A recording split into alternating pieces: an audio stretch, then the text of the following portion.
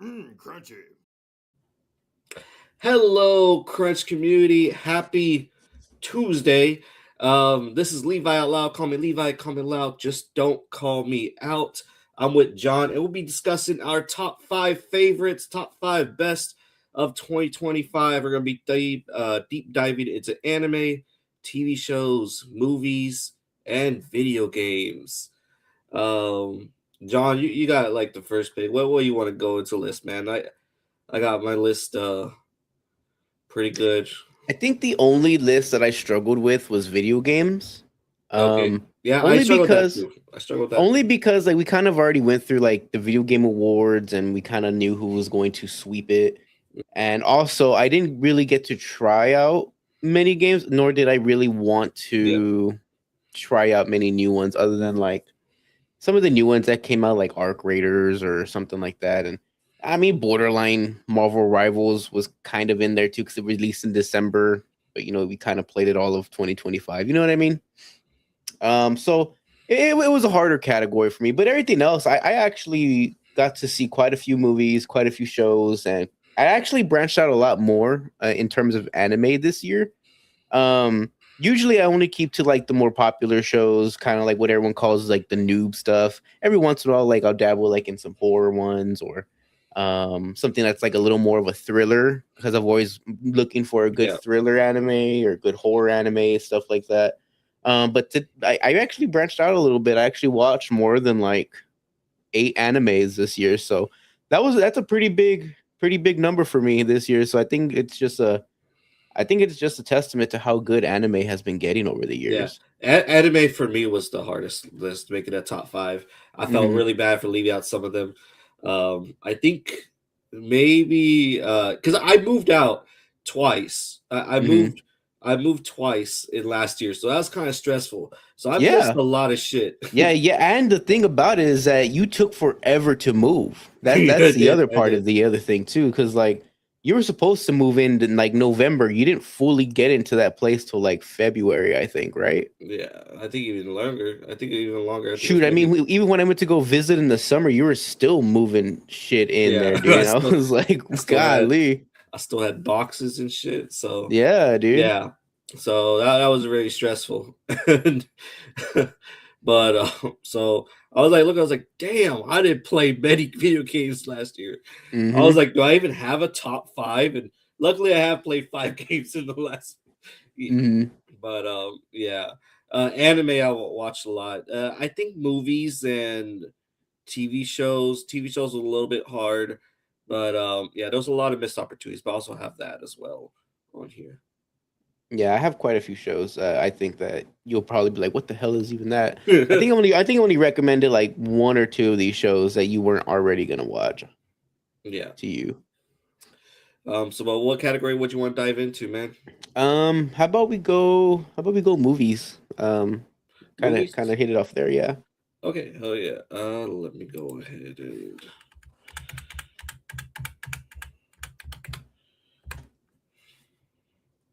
All right. So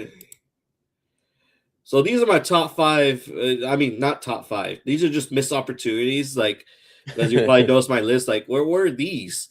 And so these are ones I really want to watch, but I missed out on. Life with Chuck, Mm-hmm. which was which is by Stephen King. Frankenstein. I heard so much good things Yep. about Frankenstein. It's a good Have one. not It's a seen good it. one. Zootopia 2. I don't even know if the sequel's better. I Um, I could be if we want. I mean, it's not in my like top five of the year, but like I thought it was a pretty solid movie. It's yeah. definitely one of those movies that I think they definitely helped build a lot more than you thought they would have. I thought it was really interesting. I thought it was a really good movie. And then the Knives Out mystery. I love Knives Out. Hmm. I love the first two, and I heard this third one's really good. I forgot the name of this one, but it stars the actor from Squid Games. I can't remember Hmm. what it's called. It's like called like can't. Do you know what this No, one's called? I don't know what it's called. Ah, damn it. It's like called Fed Up or something like that. Hmm. I'll put up the caption, but and then so going into it, my honorable mentions. These are my honorable mentions right here.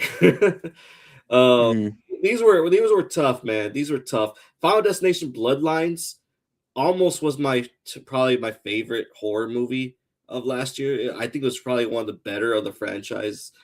Um, Surprisingly so. Yeah, I thought it was really well done for a franchise that's been out of the game for a while. I thought they came back with a pretty good punch. yeah, it was. Oh my god, like that ending sequence with the penny rolling down, and you get the rest in peace. Thank you so much to Hmm. the actor that started it all and stuff like that. Oh my god, that was chilling, man. Because it's just like death comes for anybody. Yeah, and I really like that they tied it all in with oh my god, I cannot remember his name right now.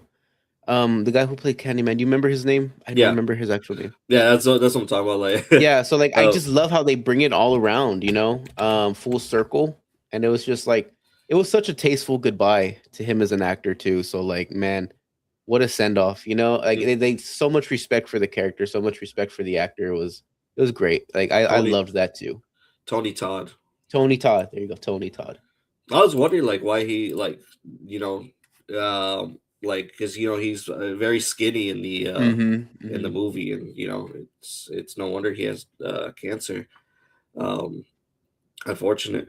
Um, so I also put Predator Badlands. I was super tired. I think I was running on like maybe less than 24 hours of sleep, like less than maybe 5 hours of sleep in 24-hour span, stuff like that. And that movie was very fun. That movie was very fun, but it didn't make the list. The Long Walk, super great dialogue, Mm-hmm. really great dialogue, really great story.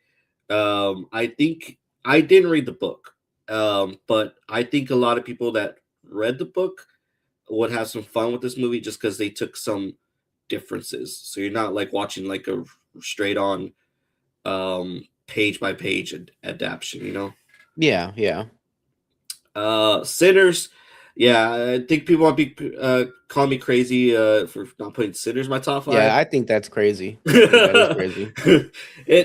Man, to me it wasn't what I was expecting. I was expecting like a really great horror movie, and I was expecting I think we did get a really great horror movie. nah, I don't You know, lucky man. it's not February, dude. You lucky it ain't February, bro. You lucky. I You told lucky, Justin. dude. I told Justin. I was talking to Justin. I was like, "Oh, I watched the Sinners movie," and the first thing he says, he was like, "If you don't give it 10 out of 10, you're racist." And I was like, "I was like, I give it an 8 out of 10." There's some stuff that's a little bit Yeah, silly. but Ant-Man Quantumania, dude. But Couldn't that's your beat it. go-to. That's your Couldn't beat it for go-to. you, right, Levi? Right, Levi? If it had Paul Rudd in it, dude, oh shit. Fuck no, Oh dude. That thing my would have got a god. 10 out of 10, bro. Oh my god! But I don't know. It just I was expecting more blood. I was expecting more you know like just devastation. They were kind of like it was kind of like a bottle episode to where they're just all stuck in the cabin. Dude, You the know, the fact that you're like not okay with the story build up before the vampires is astonishing no, to it was me. great. It was great. But the It was fact that it's great. not Great like work. good enough to make a top 5 for you. Like, come on, bro. Mm-mm. Like that is just pure cinema. Everything up until like you could like even if you Like threw out all the horror elements of that, dude, like that yeah, is it's a great still a story. solid movie, dude. The story was really great. I just went in hoping for more horror. What I guess I was expecting was like Killmonger in 31 Days a Night. I think that's what I was expecting. I don't know what to tell you, man. I thought it delivered just as well on the little fight scenes. I know it was short, but like still, dude, I thought it was pretty awesome. And then the lady telling people to come in, and they're fighting like there's like seven of them, and half of them is like elderly, and they're fighting off an army of vampires just one by one. I was like, okay, this is a little Yeah, and cheesy. I think the whole point of the movie just like flies over your head, Levi. It's okay, Maybe, man. maybe, Yeah, you just lucky it ain't February and you talking about it like that. You maybe. just lucky, dude. Maybe it just was top 10, maybe top 10, but not top 5. And then Demon Slayer, Muga Train was in part, not Muga Train, Infinity Castle was in my top 5. it felt kind of like a lot of episodes strewn together.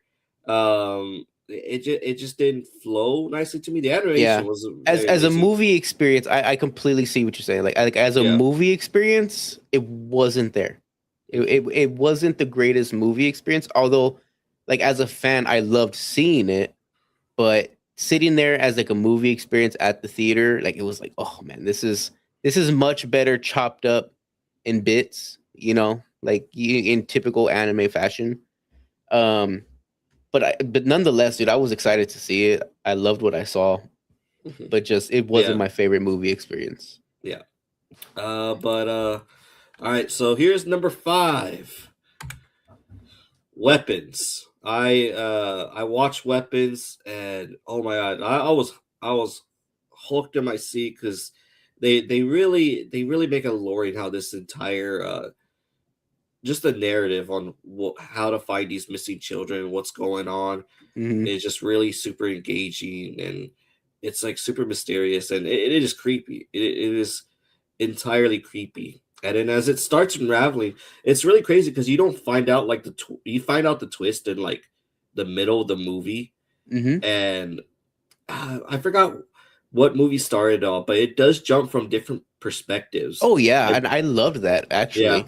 yeah, I loved that. I think it made the movie flow really well, in my hmm, opinion, because I feel like if it was a pretty linear movie, I think we would have had a drop off in momentum very early on, and it would have made the rest of the movie suffer. But the fact that they're giving us little bits, little bits, little bits, and then you find it's like those. It's like when you find a series of episodes, and every single time the episode gives you a little something, you like, man, I gotta see that next episode. Man, I gotta see that next. Every single person's perspective gets you that little bit that you want at the end of each of their stories. Like, dang, what's happening next? Dang, what's happening? And the great thing about it's happening like in 15-20 minute succession. So you're just like, man, you're just like, this movie doesn't even feel like it's 2 hours, dude. yeah. It was oh man, like even the death scenes were really good. Like the final death scene, Hmm. I was like losing my mind. I was like, no way. And the thing Oh about it, like this movie is borderline comedic, even though it's horror. yeah, And I yeah. don't know if you ever heard Jordan Peele talk about it, that like horror or comedy is horror in different tones. And Okay, like I yeah. think, and I like ever since I've heard him talk about that, like in an interview, like every once in a while, you kind of look at like a comedy. You're like, damn, that's actually pretty dark if you think about it, like in a non-comedic tone. And like there are some things in horror, it's like, wow, this is borderline comedic in some of these instances, but it is extremely dark in what is happening. Hmm. So like that Yeah. last scene with the witch, I'm like, wow, this is really funny. Them Yeah, running yeah, through yeah, yeah, houses yeah, and yeah, yeah, yeah. terrorizing this Uh, neighborhood. I'm like, what is yeah. going on? I was, oh my god, I don't know what I would do in that situation, man. Like, and then the ending is like, the ending is kind of a happy ending for horror movies, but it's still dark Hmm. because, like, I didn't. It took me like maybe 2 minutes to process on what I just heard and what I just saw. Like, oh yeah, these kids are like not there. Like they're barely Like speaking. And so like in a vegetative state. yeah, and I didn't realize that was like the consequences of that shit. You know, Mm, that the parents had to go to like a special facility, and yeah, and that got me thinking more. Like, okay, how long were these kids and the parents like traumatized for? yeah, And at one point, I was like, oh man, this is a nightmare. Like having to feed your parents like cold chicken noodle soup. yeah, I was like, this is terrible. But yeah, this was one of my favorite horror movies of the year of last year, man. I truly liked it. yeah. It was. It definitely hit one of my honorable mentions. It was one of the top horror movies of the Oh, year. Did not make my list. But if do you want me to go with my number five.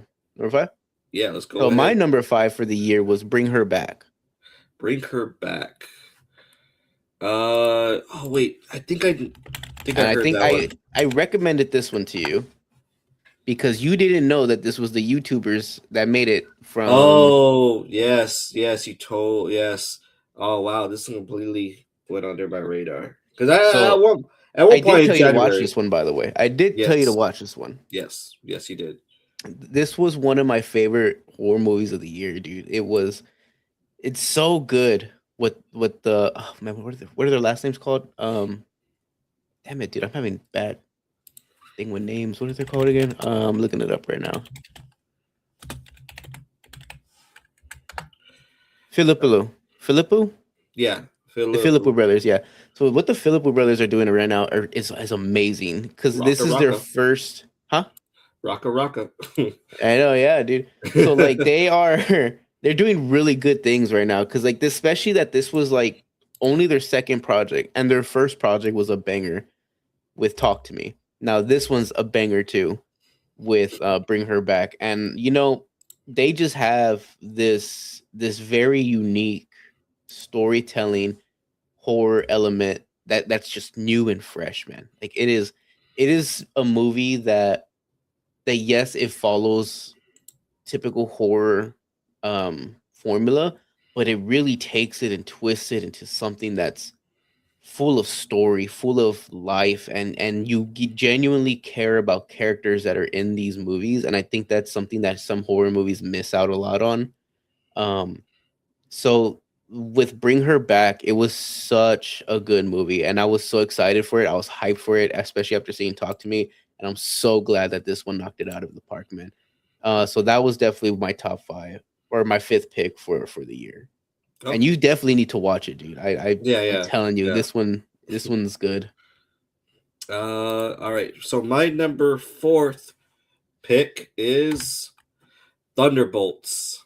Yeah, I truly love Thunderbolts. I think it was like, at least for me, just it was honestly something I was looking forward to. I know a lot of people are like, oh well, why would I care about these B-list characters? But um, usually I was looking forward to. I was looking for something different, and I found a movie I truly liked. I it's scoring low on my list, just because like it took a while for it to build up, but the the camaraderie and the how they all bounce off each other is really working. And they took some liberties, like they're like, okay, yeah, you don't like Taskmaster being a girl, all right, let's get rid of her in like the first 20 minutes of the movie. I was like, okay, because I was like, damn, I wonder if they're gonna make Taskmaster pretty likable, like given how they didn't like her in the Black Widow movie. Hmm. But honestly, I can see what's the blonde woman's name? Drawing a blank. Um, damn, I'm trying to blink too, man. My God, what's going on with me today? I usually know her name. Yeah, me too. Um, Florence. Florence Pugh. Florence Pugh. There you go. Pugh. Yeah, I was Florence thinking Pugh. Q. Yeah. Florence Pugh was such a highlight to watch, man. Like I like Florence Pugh movies. Um, she was such a highlight to watch, and I think she really carried alongside. I think except Midsummer, dude. You told me you hated that movie. Yeah, I didn't like Midsummer. I love Midsummer. Midsummer was it's just no one acted smart in that movie. No one acted smart. That's the part of the cult. You're missing it, bro. I'm telling you, you missed that movie's premise entirely, bro. Yes, there is stupid things, but you gotta. Never mind. We're not even Yeah, talking about that movie. I know. It's another argument. I It's just your taste in movies, bro. Like the fact you got this one over Sinners is crazy to me. But keep going, man. Keep going to me, man. Keep I going, think it bro. was a great like. Keep going. No, It just keep was. going, bro. Don't you? Yeah, just go. Just go, man. Go with It your was number four. it was a great Avengers movie. It was a great Avengers Avengers movie. movie. Okay, we've Yeah, been on it a is. slump for a while, bro. It We've been is. in a slump for a while. You can't call it an Avengers movie, man. Okay, you can't I call it mean, an at the Avengers. very end, it's called the New Avengers. We got the great value Avengers. Okay, that's what this was, bro. It didn't like it, like the This was chase like the scene, the most car mid scene. movie of the year, bro. Like this one Man, barely did better than Captain America I in my loved it. book. I loved it. Me and my friend, we truly came out liking, enjoying this movie. I think it was really fun. I think Yeah, it had you a can have a really great fun message. time, but like in the grand scheme of it all, I thought it was just mid. Like it was just such a mid movie. Like Damn, you didn't like it at all? I didn't say I didn't like it. What I'm saying, yes, Oh, you can enjoy oh, this okay, movie, okay, but yeah. like after sitting and digesting with it, you just kind of sit there like, man, that movie is mid as hell. You know what I Damn. mean? There is no we. There is no us. It was. I um. just thought this movie was mid, bro. And like the fact that you got this one over Sinners is criminal, in my opinion, dude. It's criminal.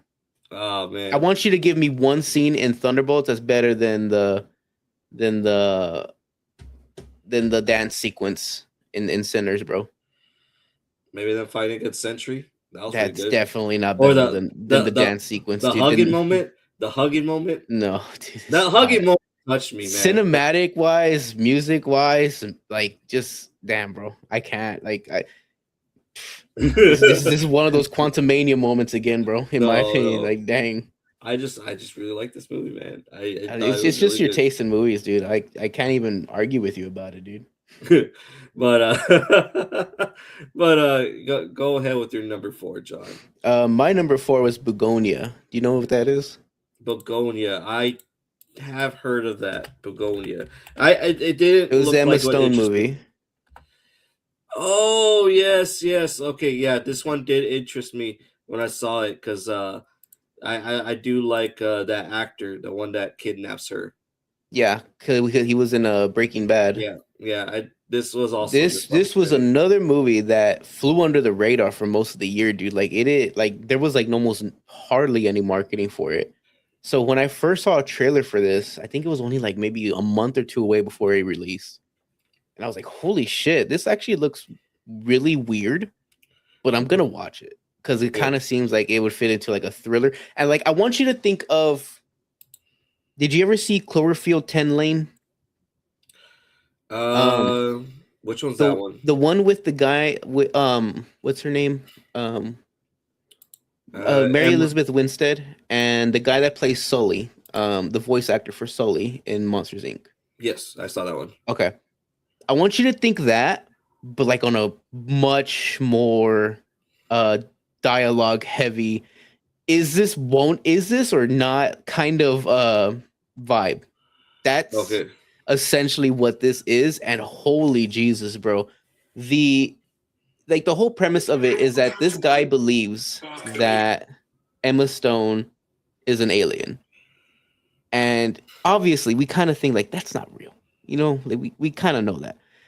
But man, do they do a good job of like, is she? Is she not? Is she? Is she not? And then like the way that you kind of go into this gaslighting that a third character is in here is like top tier, man. Like this is just someone that is just so easily influenced and is just hypnotized by the way someone speaks, and the acting in it is so good between Emma Stone and that guy, man. It is really, really good. The dialogue's really good. The interactions they have is so good, and it just does such a good job at making you really like constantly thinking in a circle, dude. I highly recommend that one if you were at least slightly interested in it. Yeah, yeah. Definitely check it out. Yeah, that was just another missed opportunity that I didn't get to watch. I was like, because when I also look at the trailer, I was like, why did they use like, was their budget like $1? Like, because the film, the cinematography makes it look like it was like almost like one of those low budget films. Almost, yeah. Yeah. So yeah, but that one truly looked really great. Um, all right. My number 3 is also, I really like that guy. He that one actor. He was in Breaking Bad, Hmm. and I believe also as well as Black Mirror. Um, s- I La Revolution. One battle after another is Yep. my third film. That's actually my third film too. Oh, really? That's actually your third. Okay. Yep, that's my third one. Awesome. Yeah. One battle after another was surprising for me. I didn't think it would just be I I, I don't know. Like did I hear a lot about this one? I didn't hear a I lot about this one. I think I was hearing from a lot of people that you need to watch this movie. So I was Oh, like not I that. What I mean um is like before, like leading up to this film, I only saw like maybe a little bit of marketing for it. mhm, Like yeah. it wasn't heavily marketed like at all, surprisingly so, because Leonardo DiCaprio was in it. Yeah. And then so and even then the trailer doesn't really I think the trailer No, doesn't do a really great job of it convincing you to holds a watch it. lot back. Yeah. It held a lot back, which I was very surprised with how much they were able to hold back with this movie. Because like if they were marketing it really heavily, they could have easily given a lot of things away. Mhm. And so, I sat down and watched it.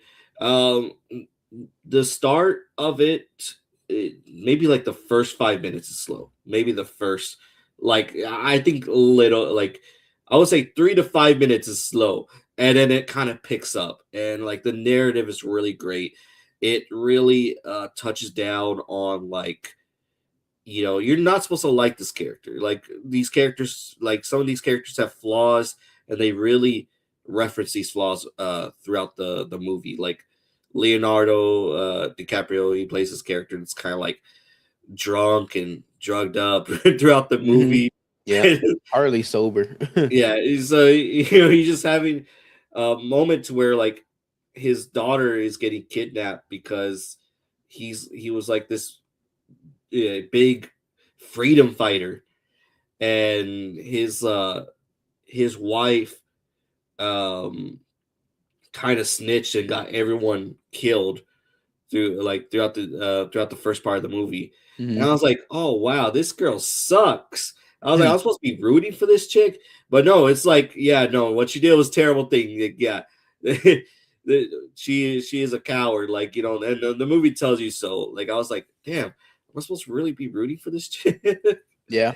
And oh my god, it is just so great. Like the networking Hmm. between the freedom fighters is really great. It's just like there's a lot of like little climactic moments. Even the villain is super good. Yeah, I thought they did a really good job there too, man. It's a lot of world building. They did a lot of character building very quickly Yeah, too.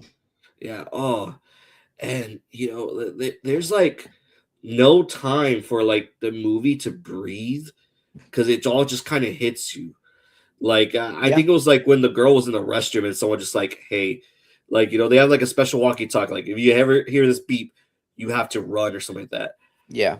And she And said, it goes with the title of the movie, to be quite honest with you. It's literally one battle after another. Like it's quite literally in the title mhm. of the movie that it doesn't give you a chance to take a breather. Yeah, yeah. It's just it's just so good. Like, like I was still like, Viva la Revolution. Hmm. Oh, it's so good, man. And I like there's some comedy moments in it as well, like to where like he's just talking on the phone. I don't know the fucking password. It's been like 10 years for me, all right? Hmm. And then he's like, um, hey man, this guy's a legend, all right? You apologize, you mean it. And he's like, what? Okay, tell me what the password was. He's like, oh, it's like melting clocks. He's like, I Hmm. want you to let you know you go fuck yourself, right? Oh, it was just so funny. And like it kind of poked on a little bit, a little bit like at this at like this kind of like new generation where it's like I feel very unsafe right now. You're harshing my safe space. Hmm. Yeah. But do you have any words about this one, man? Yeah, I mean, I really kind of gave. I really enjoyed the movie. To be honest with you, I'm glad I was able to check it out in theaters. Um, because I feel like this is one of those movies that was just such a surprise and how well it was made. Um, because of how little it was marketed, man. Like I wasn't expecting such like a well made movie. Um, that wasn't marketed the way that I think it was supposed to. I think the selling fact for most people is like, oh, it's got Leonardo DiCaprio, so come check it out. Yeah. I think that was about it, man. I think I that was the really think that was it. I think that was the biggest pull that Leonardo DiCaprio was in it. I Like think that that's was the it. big Like pull. that was literally like the only thing I heard people say, like, oh, it's got Leonardo DiCaprio. I might go watch it. here's this one trailer that we're not gonna do any other trailers. Like I think there was Mhm. only one trailer for this movie, and there was Yeah, nothing else. yeah. There was no like talking, like going to like night shows to talk about the movie, little snippets of the movie. There's nothing else. It was literally just, hey, here's this trailer. Do you like it? It's got Leonardo. Here you go. That's it. Jingle the keys. Yeah, You here know you they go. got. Come check it out. um, so, Bat Time 1989 says, is one battle after another actually enjoyable if you don't care about American politics? So I'm probably the least political person. I don't, I you know, and I had a great time enjoying the movie. It's really great narrative. Oh yeah. If you, I think it's still enjoyable if you don't care about American Yeah, I politics. think it like kind of crosses between like a John Wick, a little less action than John Wick, but it's got a lot more a lot of more wit. Like think of John Wick with more wit instead of action. And I think Yeah, that's kind of like what you got here. John Wick retired. He lost all his fighting in the previous movie. this Yeah, is so like this just like uh just substitute like the action with like some more wit and comedy. Yeah, But like there's still action there, of course, but it's very much enjoyable even if you don't care about politics. It's it's definitely not one of those movies. it's John Wick retired and drunk, and he has to retire. He has to rely on everyone else to help him out. Yeah. But yeah, this was those were the delight, man. I think I watched it on my iPhone too. I think I did. Really? Dang, man. Yeah. You missed out if you didn't see this one in theaters, man. This was a good one. Oh, you think the audio design was really great enough to watch in theaters? Yeah, I thought it was. I'm glad I checked it out in theaters. To be honest with you, man, I uh, really enjoyed it in theaters. I didn't get the chance to, but oh, it was just so good, man. Like it, as I said, there's moments where it just doesn't let you breathe, and like just Hmm. stuff just pops out at you. Like I think the shotgun scene, if you know what I'm talking about. Yeah, yeah. Yeah, that was crazy. Like I did not expect just 1, 2, 3 go. Yeah. But all right. So my number two is let me play the song. I think you know this song. I think you know what you know what it is. Number two is Superman. I love Okay. Superman. Screw all the that Snyder boys. yeah, there you go. Screw Snyder fans. This movie was a bop. I love this Superman a lot. This is. I am so excited for the James Gunn verse because I think this is a really great telling into like maybe like a future Justice League movie. Yeah. It felt like a comic book. Um, look, we had the dark Justice League before, and I think it's time for like something a little bit more bright, but with just like maybe just like a little bit darkness, just kind of like what Justice League is all about. It honestly felt like a comic book movie, man, and I think that there's just some really great scenes as well. Like we had a really great Lex Luthor. 1A, he is the biggest Yeah. 1A. Yeah. I think, Uh, and I think also with James Gunn, I feel like I don't think that it has to be so one dimensional, you know? I feel like there's going to be opportunities where James Gunn will allow these characters to go into a dark place. Like he allows Lex Luthor to kind of go into this dark place, but because of the tone of the movie, because it's Superman, I think they had to bring him back up into like a lighter sense. mhm. But if we have Lex Luthor like in another movie that might be rated R, because I don't think James Gunn is scared to do a rated R DC movie sometime in the future, or something with a little more grit, I think that he'll allow that tone and dark tone to really shine in some of these places. But just because it's Superman, all the kids are gonna come see it. That's kind of the selling point. They couldn't really let Lex Luthor go there, although he did kind of go there a little bit in one of those scenes, and I think I know what you're talking about in that multiverse area. He kind of did go there. So I'm very much excited for what James Gunn can do because I know he has a lot of range. So he will allow himself to go there. I thought the movie was great. There was very little I had issues with the movie. Yeah. But like I'm excited for Supergirl coming out this year. Like that also looks like a really good movie. And Mhm. we're gonna get Jason Momoa as Lobo. Lobo. So Yeah. that's gonna be really good to see.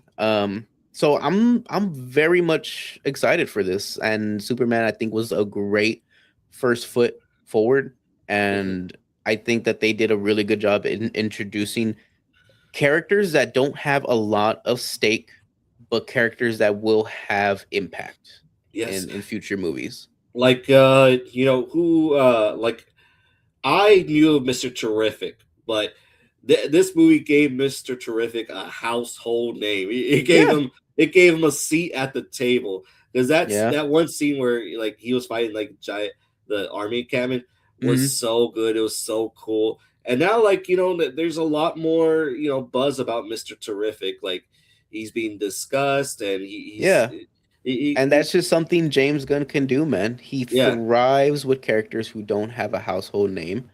But he's really going to be tested when it comes to the big characters, and I think he did a great job with Yeah. Superman. Guy Yeah. Gardner, I think, had enough time to shine. Hmm. And I think that he'll be implemented decently. Like we kind of saw him in Peacemaker 2 a little bit more. So they got to have a little bit more of a place to shine, So I mean, we're gonna get more movies. I highly doubt we're going to be getting this canceled anytime soon, especially if Supergirl is a banger. So if Supergirl is a banger, we're definitely going to be getting something else. The only thing I want is my Batman 2 movie to be coming out, man. I want my Batman 2. I need Matt Reeves to come out with a script. I need James Gunn to help him with that already. Let's see. Well, I didn't want to say that. Like with this Superman, this difference, I truly enjoyed it. Superman is like a character that this Superman is one that kind of values life over everything. Hmm. Life in small animals, life in like kaiju's and stuff like that. And I really enjoy that pace. And I like that this Superman was emotional. Like he had Hmm. fights with Lois Lane and stuff like that. Like a lot of people were complaining about that. Like, why is he like fighting Lois Lane? I was like, well, why wouldn't he fight with his girlfriend or like his significant other? Like, did you want her to? Did you want him to punch her? Like like I don't understand. Like he's having an emotional argument about morals and stuff like that. Like I don't understand. Matt Symes said he thought it was weird. Jimmy Olsen having a huge plot point being how much Riz he had. I It was don't. interesting. It was an that was one of the things I had a little bit of a problem with. I was like, okay, Jimmy Olsen's I think the role was just a little bit too high stake for him, but um I don't know. I think it's one of those things where when you're building characters fast, sometimes things just gotta help progress the story. And it was if it was one of those things, it's kind of like they build up to him doing something a little bit more fine. But if they kind of have it like at this one movie where he had a lot of screen time and had a lot of plot to how the solution of the movie is going to happen, then fine. Let's have it because it helps the movie move along pacing Mhm. wise. But I mean, we'll see what happens. I mean, we'll see Yeah, what yeah. happens in the next one with Jimmy Olsen. Yeah, he might get like put to the side when it comes up to like Justice League movies and stuff like that. Hmm.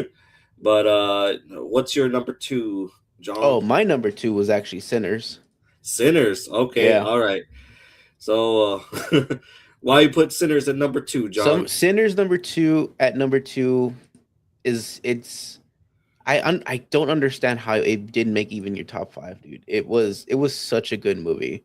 It was This a good was movie. this It was just wasn't Oscar perfect. worthy movie that had horror elements in it, and I absolutely loved it. I Like Michael, absolutely loved it. like Michael B. Jordan did a phenomenal job. Oh, Bad Time 1989 says I didn't like Sinners. Maybe it just didn't hit on some people, man. That's just the most racist thing I've ever heard in my life. No, no, I'm kidding. So it's I don't know, man. The build up to this movie is so good, and then when you get like this final montage, like it's not just supposed to be some vampire movie that you wanted, dude. Like people are Yeah, just yeah, dying yeah. left and right. But the thing about it, like when you get that final montage of all the characters, like we don't see the night. coming up, like in progression with the movie, we don't see the night unfolding and getting Yeah. this place built up. But that final montage where you see people cooking, you see people setting up the place, you see everyone kind of having that family moment together, and that's what really like what brings it all together.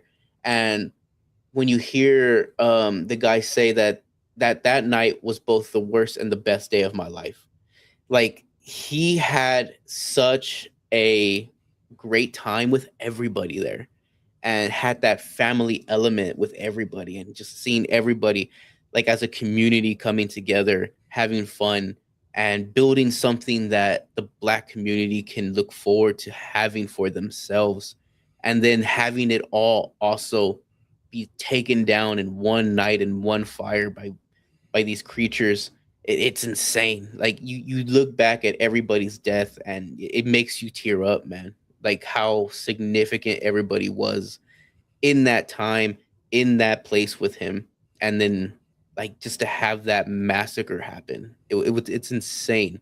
And I think that's what really like just brought it all together, especially at the very end when you see Michael B. Jordan and Haley Steinfeld, their characters come in, they're just like not aged at all. I think that's what also helps the movie. Like, wow, this could really do something that you could really do something else with this, Yeah. because you're like almost present day and they just look exactly the same. So I think it's cool. You know, I think it's such a cool movie, and the cinematography, the music in the movie was also had meaning and purpose, and I think that's what sets it apart from other horror movies that came out this year.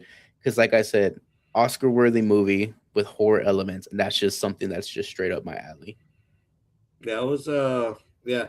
One thing I'll say is that I thought they had like maybe someone that looked identical to Michael B. Jordan. I remember And you telling me this story. a lot of people thought too. Yeah, because I went, I was like, hey man, like, That's how good the cinematography was, man. You thought Michael B. Jordan was two people, dude. yeah, I was just like, because Still didn't make your top five though.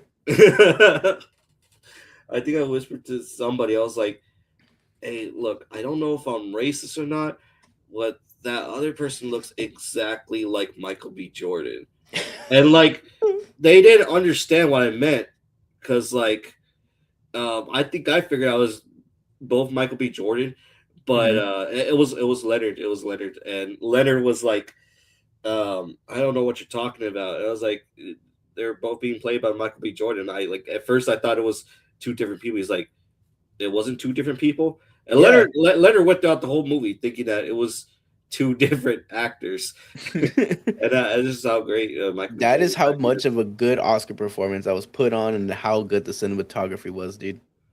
Like that very first scene where they're just sitting there and they're sharing the cigarette. Or not sharing the cigarette, but one's lighting it, one's smoking and stuff. Like that's just showing off, dude. That wasn't for nothing. That's just showing off what they can Yeah, do.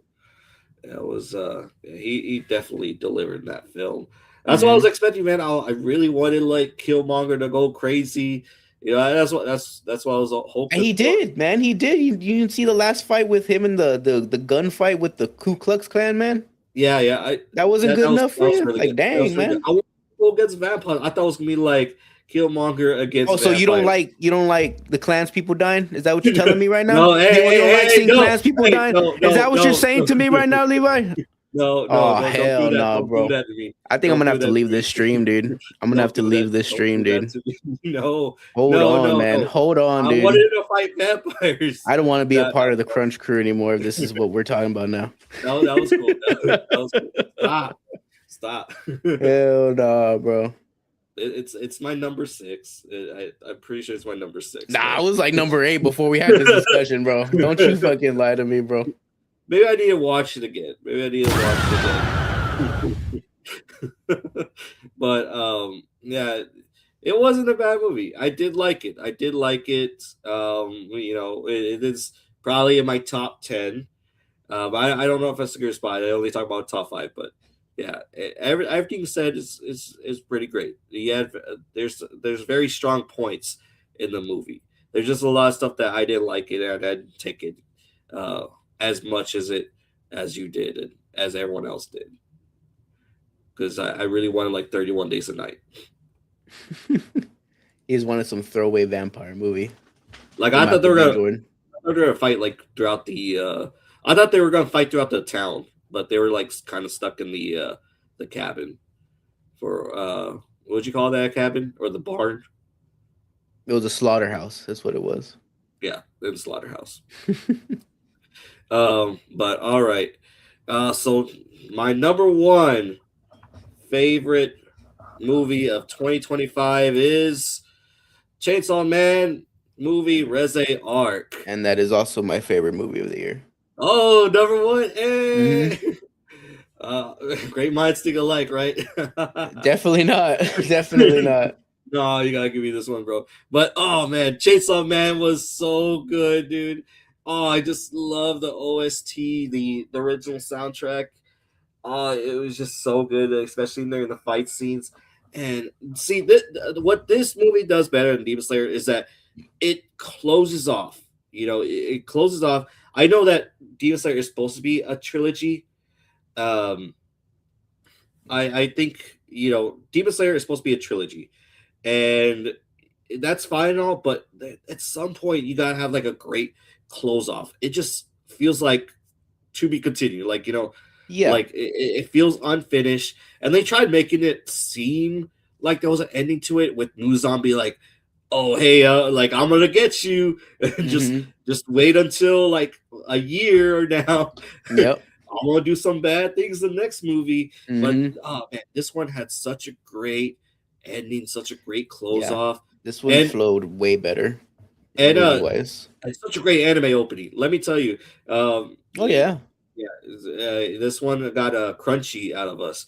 I did not. That was a big surprise. That was a big surprise. I I can't wasn't believe I'm. expecting an intro, to Yeah, be honest with you. Like from all the movies that we've seen from anime, I wasn't really expecting one. But this was really, really good. And like going like when you talked about the OST, like going into the movie, like I was just listening to Iris like nonstop, dude. yeah. Iris Iris is out. I so was good. listening to it almost nonstop leading into the movie. After this movie, dude, I was listening to Jane Doe like all the time. I loved that song that was in there, dude. It fits so well. Oh my gosh, dude. Jane Doe was such a good movie. And then also the piano work that was in the pool scene, dude, also this spot on. Just spot on, dude. The I watched this in English. I say the voice acting is really well done. Hmm. Like all these characters, like kind of like almost have like a raspy type voice that I really like. Like it's the bomb devil, and Hmm. it's just super good. And honestly, like, would you call this kind of horror? Would you say this is I'd say horror? it's got like not horror. It had a Horror like elements. had a horror element to it.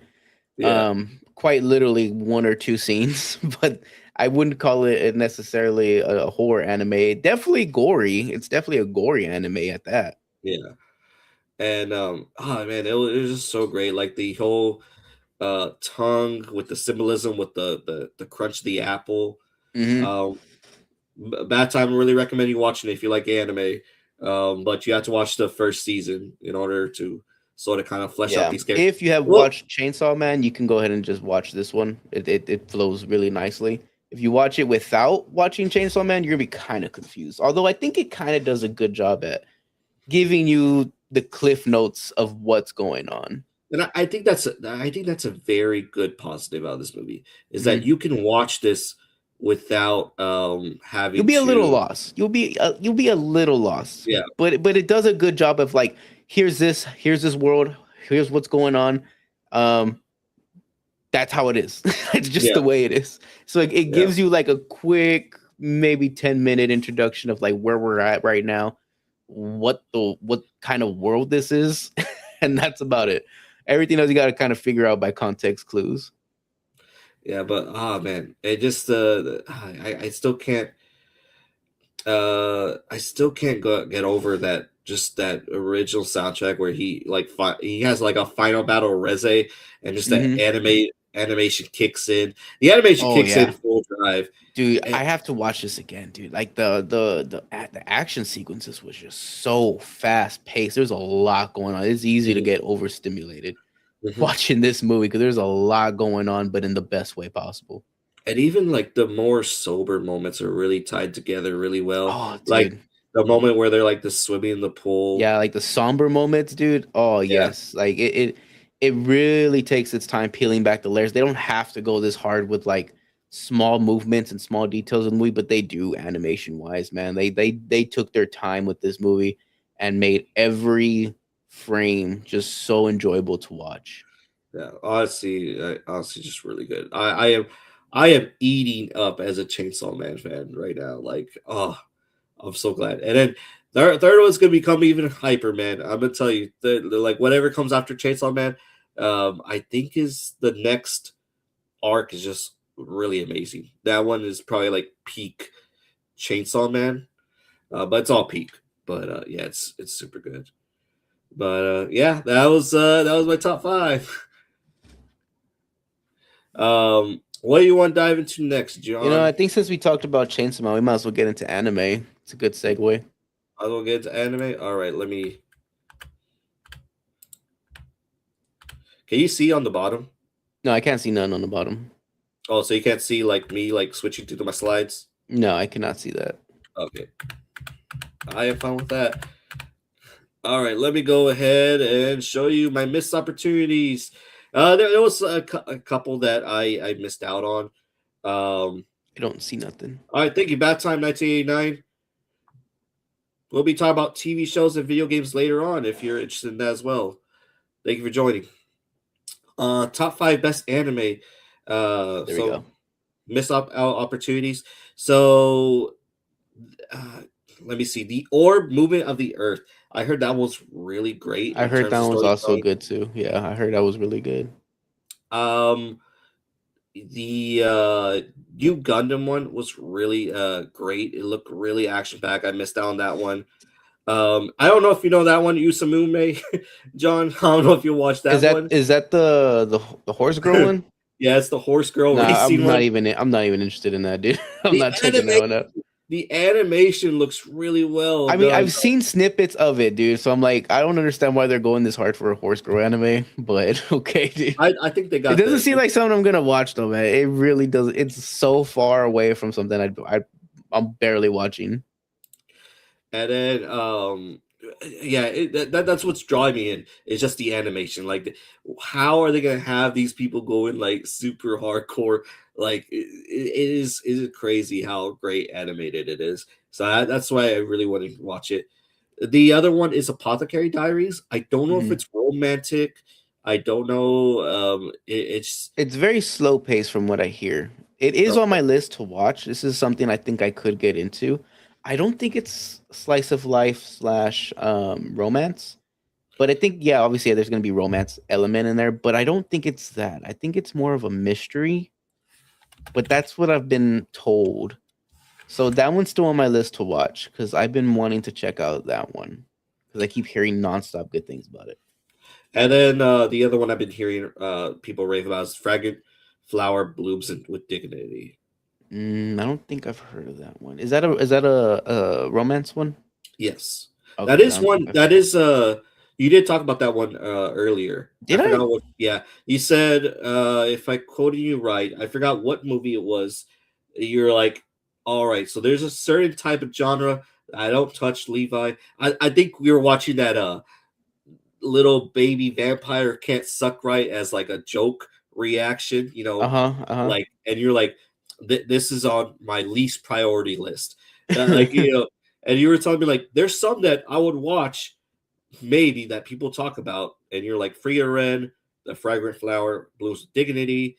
Yes. Yes. Yeah, Okay. yeah. So this is the one where it's the girl who confesses the love, right? To the I guy. I have I no think I have I no can't clue. remember then. I can't remember, but I've only heard that that one is working better as a romance anime than like almost all romance animes that are going on right now.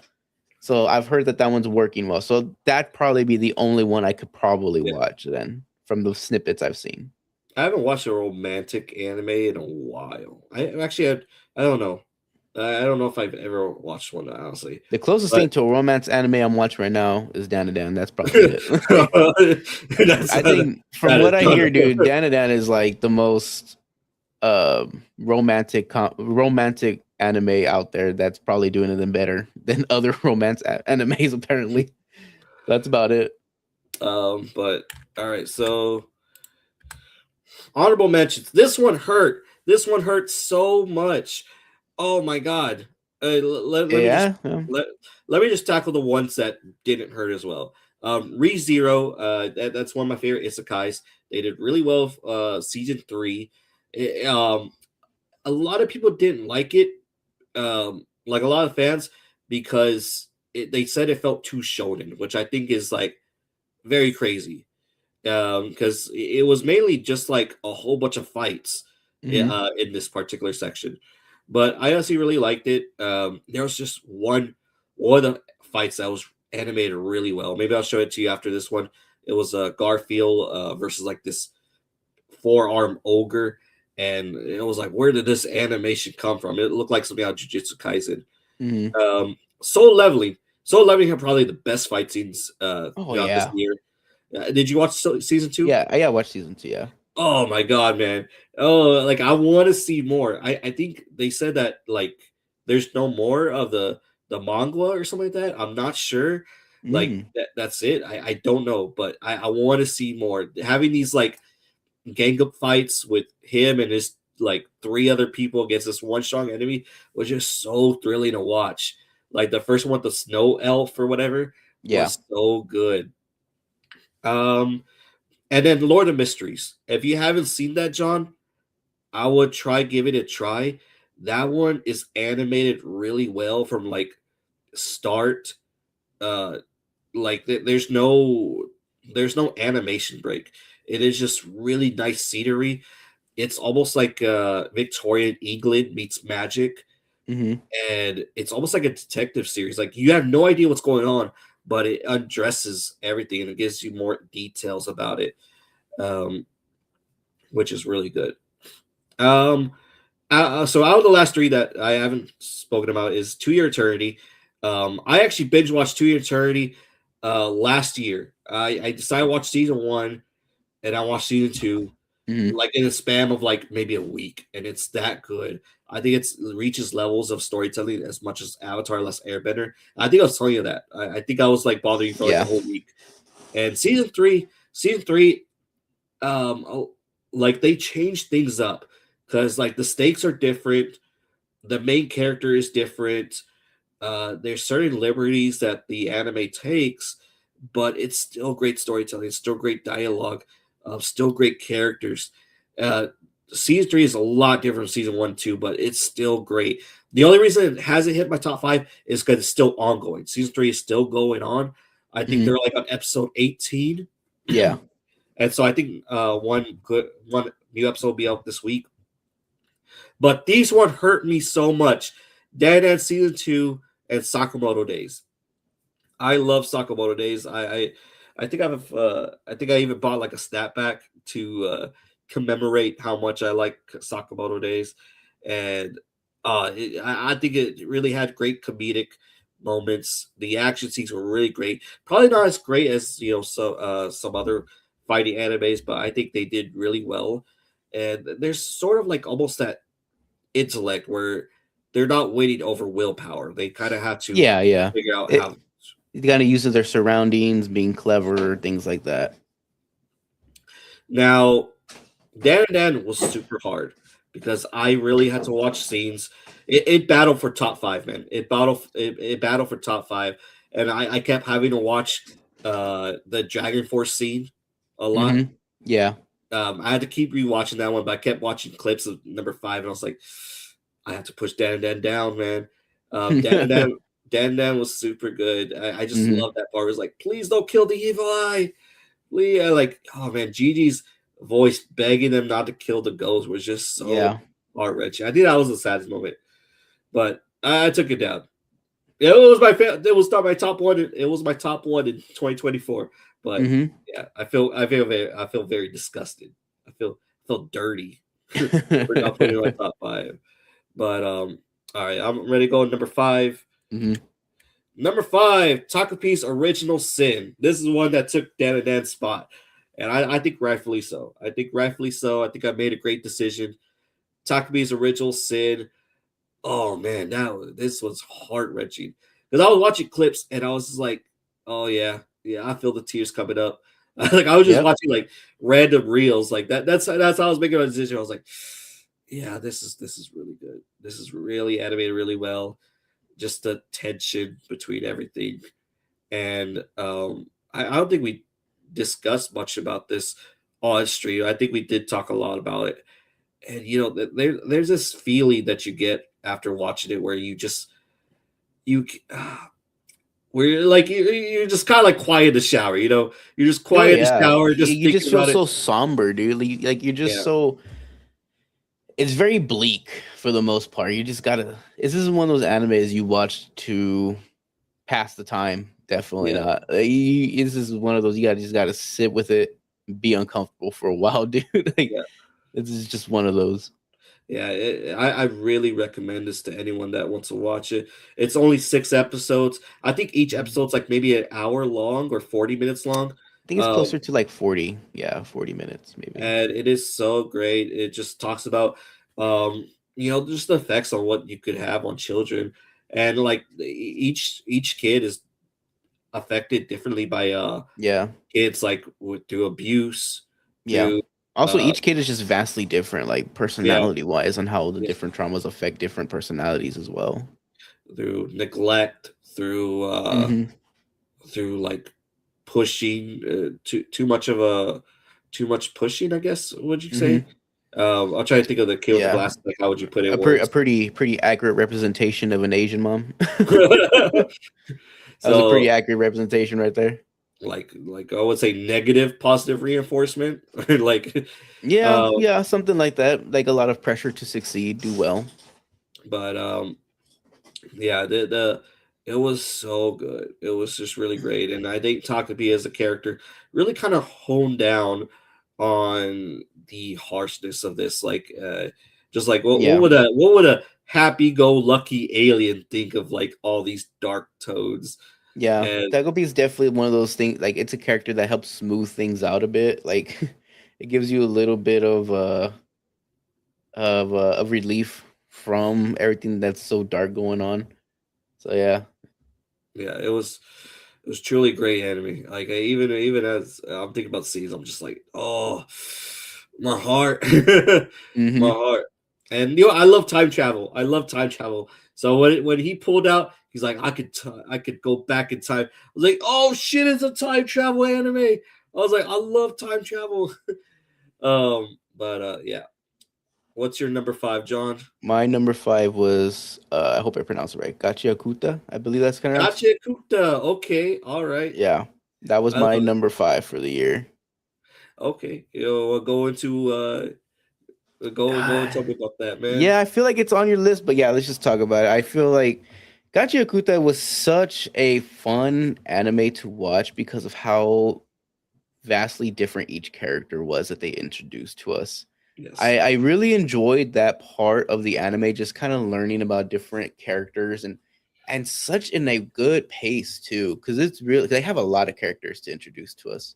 So I think it would have been really easy for them to just kind of glaze over each character, but they really took their time and helped us get to know each character, especially like what it takes for their how they activate their like sacred weapon and like their attachment to it. So like I think that also speaks volumes on each character as well.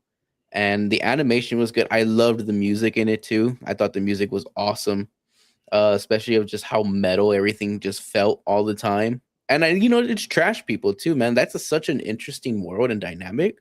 Like it's quite literally just trash people, and it really builds upon that narrative of like trash people, and then these people that are just somehow in the sky that's just like a clean society. You know what I mean? Like it's just one of those things that I think a lot of people could latch onto. It's just typical good guy bad guy kind of thing, and you just want to be with the underdogs, and the underdogs are doing what they can right now to help somebody. And I thought it was really good, man. I thought it was really good. I Yeah. thought that there was a lot of good characters in it, and I'm excited to see the next season.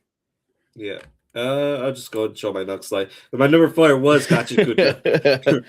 Piggybacking off what you said, I really never seen like an anime with like so many distinct characters, like so Yeah. many different hairstyles. Like Yep. everybody look almost like the main character. Like honestly, from this, you couldn't Yes. tell me who the main character was in Yep. probably this picture. They all look very Yeah, distinct. they're all very unique. Everybody like usually you can tell the main characters from a show like they have the different colored hair.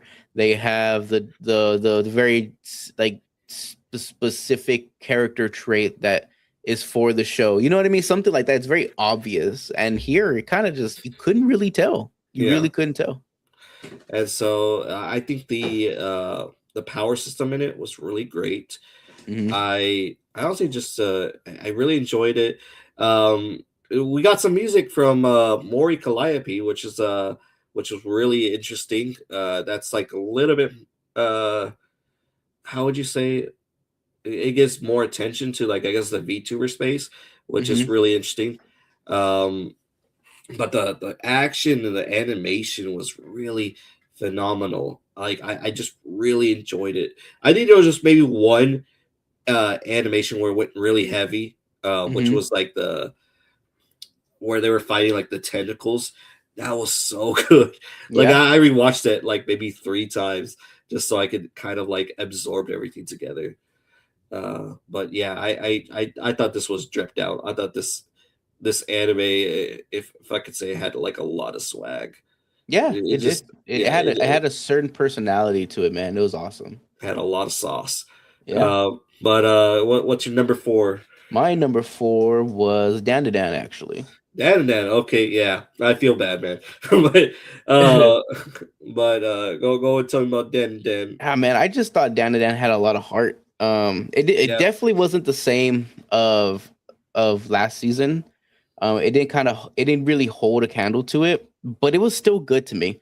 yeah, Um, and damn, dude, there was such a good scene like you were talking about from the song that they played, dude. Like, holy, I really enjoyed the music yeah, all around yeah, in Dan to Dan, and I still enjoy just like the normal soundtrack to itself too.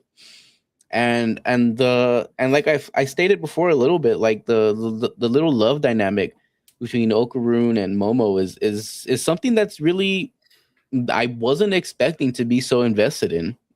Jumping into this anime, but it's something that keeps me wanting to watch what's coming next, dude. Because yeah. I'm invested in it, and I never thought I'd be invested in a romance style like that in a shonen, to be honest with you. And I keep hearing people say that Dan to Dan is doing romance better than some romance animes, Yeah, and I'm here for it, dude. To be honest with you, I think that the action wasn't as good this season, but like the first 4 episodes, I think was awesome. Like with Evil Eye, I thought that was awesome. But it does take a dive. It does take a bit to get to ramp back up to where it was. yeah. Um, and I don't think that's just like bad. I think that's just they're building more story. They're getting to other things now. And I still thought that it was a really solid anime all around. Yeah, it was. Oh man, it was just so good. And like even the comedic times, I love Turbo Granny. Like, Oh yeah, uh huh. who are those bitches? Yeah, the comedic tone in that, yeah, it Yeah, gets me yeah. too. We actually watched the first 3 episodes in theaters, which Yeah, we did. yeah, and that was really good. That was we got a lot of take from a lot of to ingest from that, and yeah, that is probably one of my favorite animes that's out right now. It didn't hit my top 5. I wanted one spotlight the 5 of them, but it was I just keep telling myself I gave number 1 2024. It's okay if it's not in this one, but all right. So my number 3 is My Hero Academia final season. Oh man. And you know what? This was the last anime I watched that came out from Yeah, you were 2025. you were holding on to not watching this one for a Yeah. while. And you know what? It's just because I like the heroes and I don't know. It's just a long time. Like what was it? Like it's been like maybe 10 years, 8 years maybe since Hmm. like first season came out. And I remember I really fell in love with the anime and just what a great closer. I Yep. think maybe not like a lot of people like the ending, but I think it really had like a very good tie bow ending. And we're gonna get more. We're gonna get another episode. I Yeah. think in April or something like that, which Yeah, will this was come. also kind of on pace with we didn't get the last manga until like months after the final Yeah, panel came yeah, out. yeah. So, but oh man, God, what a great season! We had at least maybe like 3 episodes where it just kind of tied everything together, Hmm. and like there were just so many moments to where like maybe I was just like I would just sniff it up just because it was just super great. It just had a lot of great tender moments that were just super climactic. Like the scene where Bongo comes out and like there's just like fucking vocals going like like an Yeah. angel from the skies. I was like, oh my god. And what a turnaround, man. I thought I'd never like if you show me season one, I would never get excited about Bakugo. I was like, man, fuck this guy. Like Yeah. but when he saw them and you see Midoriya and Bakugo lock eyes and they're like, all right, Hmm. game time. Yeah. Oh my Yeah. god. The chemistry that's built through them two over the years is it's a testament. Like that's how you build characters that had no chemistry whatsoever into characters who were like the greatest heroes of their time period. Yeah. And you know what? And I know I read the manga, so usually when I read the manga of something, I take my time watching the anime because it's like, well, I already seen what I need to see, and I'm so glad I watched this because like and even then, like I spent my time where I forgot that like One for All comes back out. Like, Yeah. he comes back out. There's like the final boss. I was like, oh shit, I forgot he did that. And oh shit, Hmm. his final form looks really clean. Like this shit looks nightmare feel. Yeah. Like, and and just everyone screaming Midoriya's name. You could do it. Let's go, Midoriya. I was like, oh Hmm. my god, this is true fucking anime hero. And I really want. I know it's too much to ask, but I think they could do it. My Hero Academia, Shippuden, let's go. Give us a time skip where they're like in their adults or they're like in their like young like older teens, because I think they're like what 15, 16 or something like that. Yeah. Like well they just I think they're like freshmen or something like that in high school. But oh my god, I truly loved it. I truly loved all the characters, and I think they do a really great job in wrapping this up. Yeah, I think so too. I think they did a really, really good job too, man. I think they really took care of their characters too, especially with um oh my god, what's his name again? Shigaraki? Shigaraki, yeah. Because Yeah. Shigaraki went from like no one liking this guy as a character, no one liking this guy Yeah. as a villain. Yeah. Nobody liked him. Everybody like quite literally took him as a joke. Like not even in the show itself, but like in real life. No, everyone was like, "Is this the guy? This is supposed to be the guy that's supposed to be the big bad." And they did a really good job. I think they really turned it on with the My Villain arc. Because that is where when everybody started to turn a new leaf on Shigaraki, man. Yeah. And I'll say like I really enjoy how much of a family the League of Villains was. Like that's a Yeah. really tight knit group. They all Hmm. care about each other. And even the scene where Midoriya goes to Spinner. Oh damn, oh shit. Where he just tells him like Hmm. I'm thinking of the scene is so heartwarming where he's just like Shigaraki want to tell you that he was trying to destroy everything that he could. He's like, okay, Hmm. what does he have other messages for the other members? No, just you. Hmm. And they're like, oh, Yeah. it really tugs you. And then oh my god, Endeavor and the family talking to like the burnt up crispy Dobby. Yeah.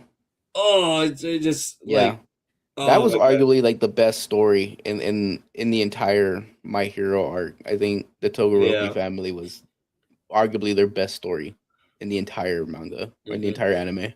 I know a lot of people like to like poke fun that Dobby was like everyone knew it was Dobby. Dobby was Hmm. the brother and stuff like that. But Yeah. I think it's still just a great scene. That them all trying to fight against Dobby and just them going to I guess Tartarus or I think that's what's called Tartarus to Yeah. go see him. And Todoroki asked him, Yeah. Todoroki asked him, "What's your favorite food?" He's like, Hmm. "Soba." Oh, it's so emotional, man. It's so emotional. But yeah, I think I had more time probably crying on this one than I did on Takapia Original Sin. I don't know. I don't know about that, but I never enjoyed it more. But what's your number three? My number three was To Be Hero. Okay, to be Hero X. Okay, all right. Um, you sunk my battleship. Hold up. Is that one your number two? Number two. So Yeah, dude. what Well, was? yeah, dude. I really enjoyed To Be Hero. I knew that it was gonna be 24 episodes. So when everyone was talking about it, and it was like what, maybe three or four, I think it was maybe 5 episodes in, people were really starting to hype it up. I was like, no, I can't. I don't want to watch this week by week for the next 24 episodes, dude. So I waited until it was like maybe 22 episodes in to start watching it. And man, dude, I'm glad I waited because I was able to kind of binge it through. I didn't completely binge it, but like I would watch like 4 episodes at a time. Man, dude, I was like blown away by the anime, dude. I thought this was awesome, bro.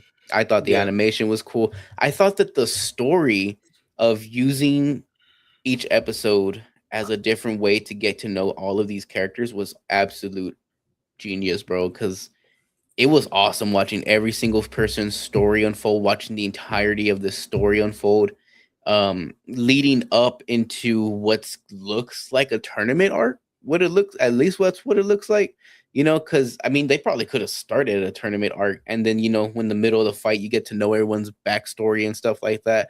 I mean, you don't have to do that anymore here. Now you kind of know where everybody stands and what's at stake for each character. And I'm not gonna lie to you, man. There were some characters I was like, man, I do not care we did what talk is about this. going Yes. on in this character, and I think they took way too long to get through it.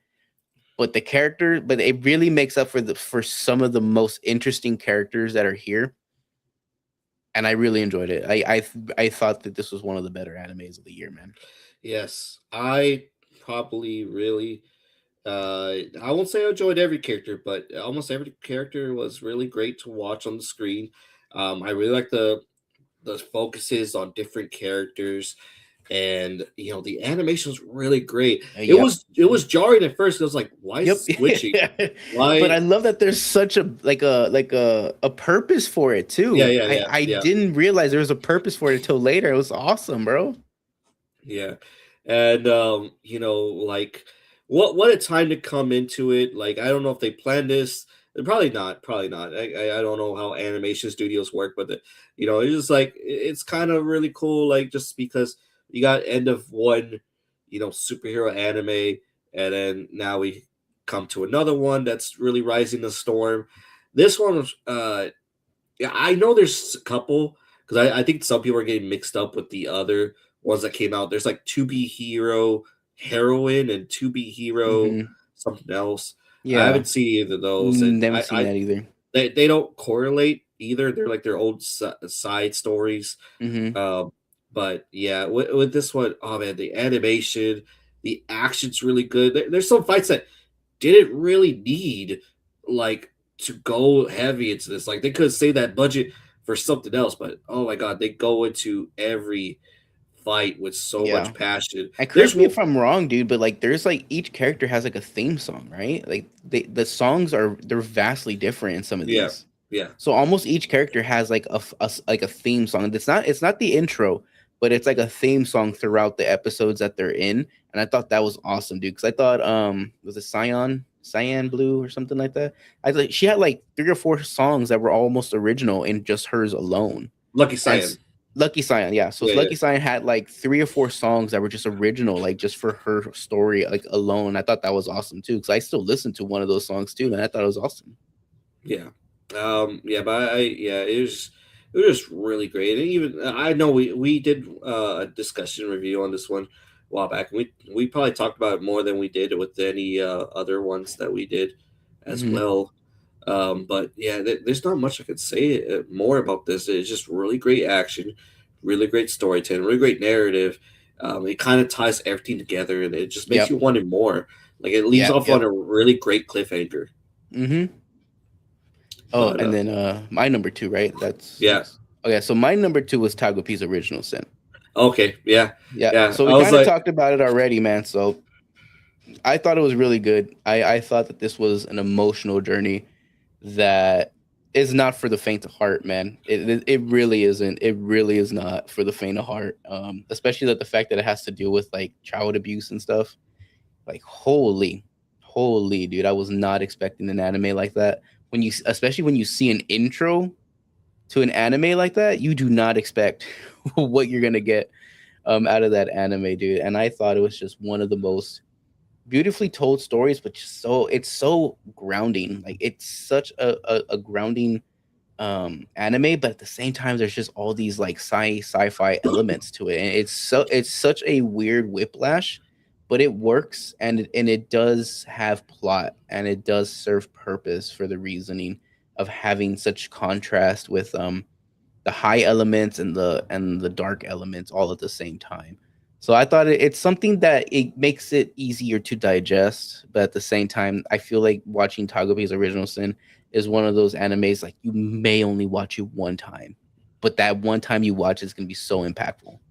Yeah, it's really great. I do want to recommend that anime to lots of people. It's Hmm. such a yeah. I think it's something that everyone should watch. Just like the how you could influence a child. Hmm. Um, but all right, number one is a Hotel Apocalypse, and oh my god! So this one I watched maybe like mid through the year, and I was really taken by the characters, um, the atmosphere. Have you heard of this at all? Did I even talk about this with you, John? Don't even think so. Don't think Okay, so. and I like it was battling for number two spot for a while, and I thought it was kind of underrated, but I think other people are talking about this to where it's getting a lot more hype, and the also the original soundtrack is really great. It really ties in with everything. But what this story's about, because I think this is like one of the underrated hidden gems that came out, is that essentially um, the Earth is polluted. It Hmm. it it went undergo pollution, and every human left Earth. Like they went to go find life on another planet, and this guy, and it's like way into the future. So there's automatons, and this guy he left his hotel running with a robotic staff, Hmm. and so it focuses on one of the robotic, like a robotic host, and it's almost bleak but also cheery because you're looking around and everything, like every building is like wrapped in uh foliage, and it's like eroding except for this like singular hotel run by robots, Hmm. and they're just trying to wait for civilization to come back. And it's kind of bleak, like they're like, all right guys, it's been uh 5,600 days since our last check-in. Hmm. We're expected to get at least 300 check-ins today, so let's make the best of it. And like all the robots are beeping and stuff like that. Hmm. And I think it's really something everyone should watch because like it really focuses on how time moves quickly. Because like I think like each episode spans in like maybe like from episode one to episode two, it jumps like a few months, Hmm. and it's just like the time changes like really fuck with you when you go from one episode to another. Like how many years has it been? How Yeah. many months has it been? And it has really comedic material, but also really great, just really great reflective material. Um, I think we talked about our favorite episodes last year, like where I think it was episode 7 or episode 6 of Dan and Dad, which was Yeah. like our favorite last year. Episode 11 is probably going to be the best anime episode to come out this year, and literally it's just an episode with no dialogue.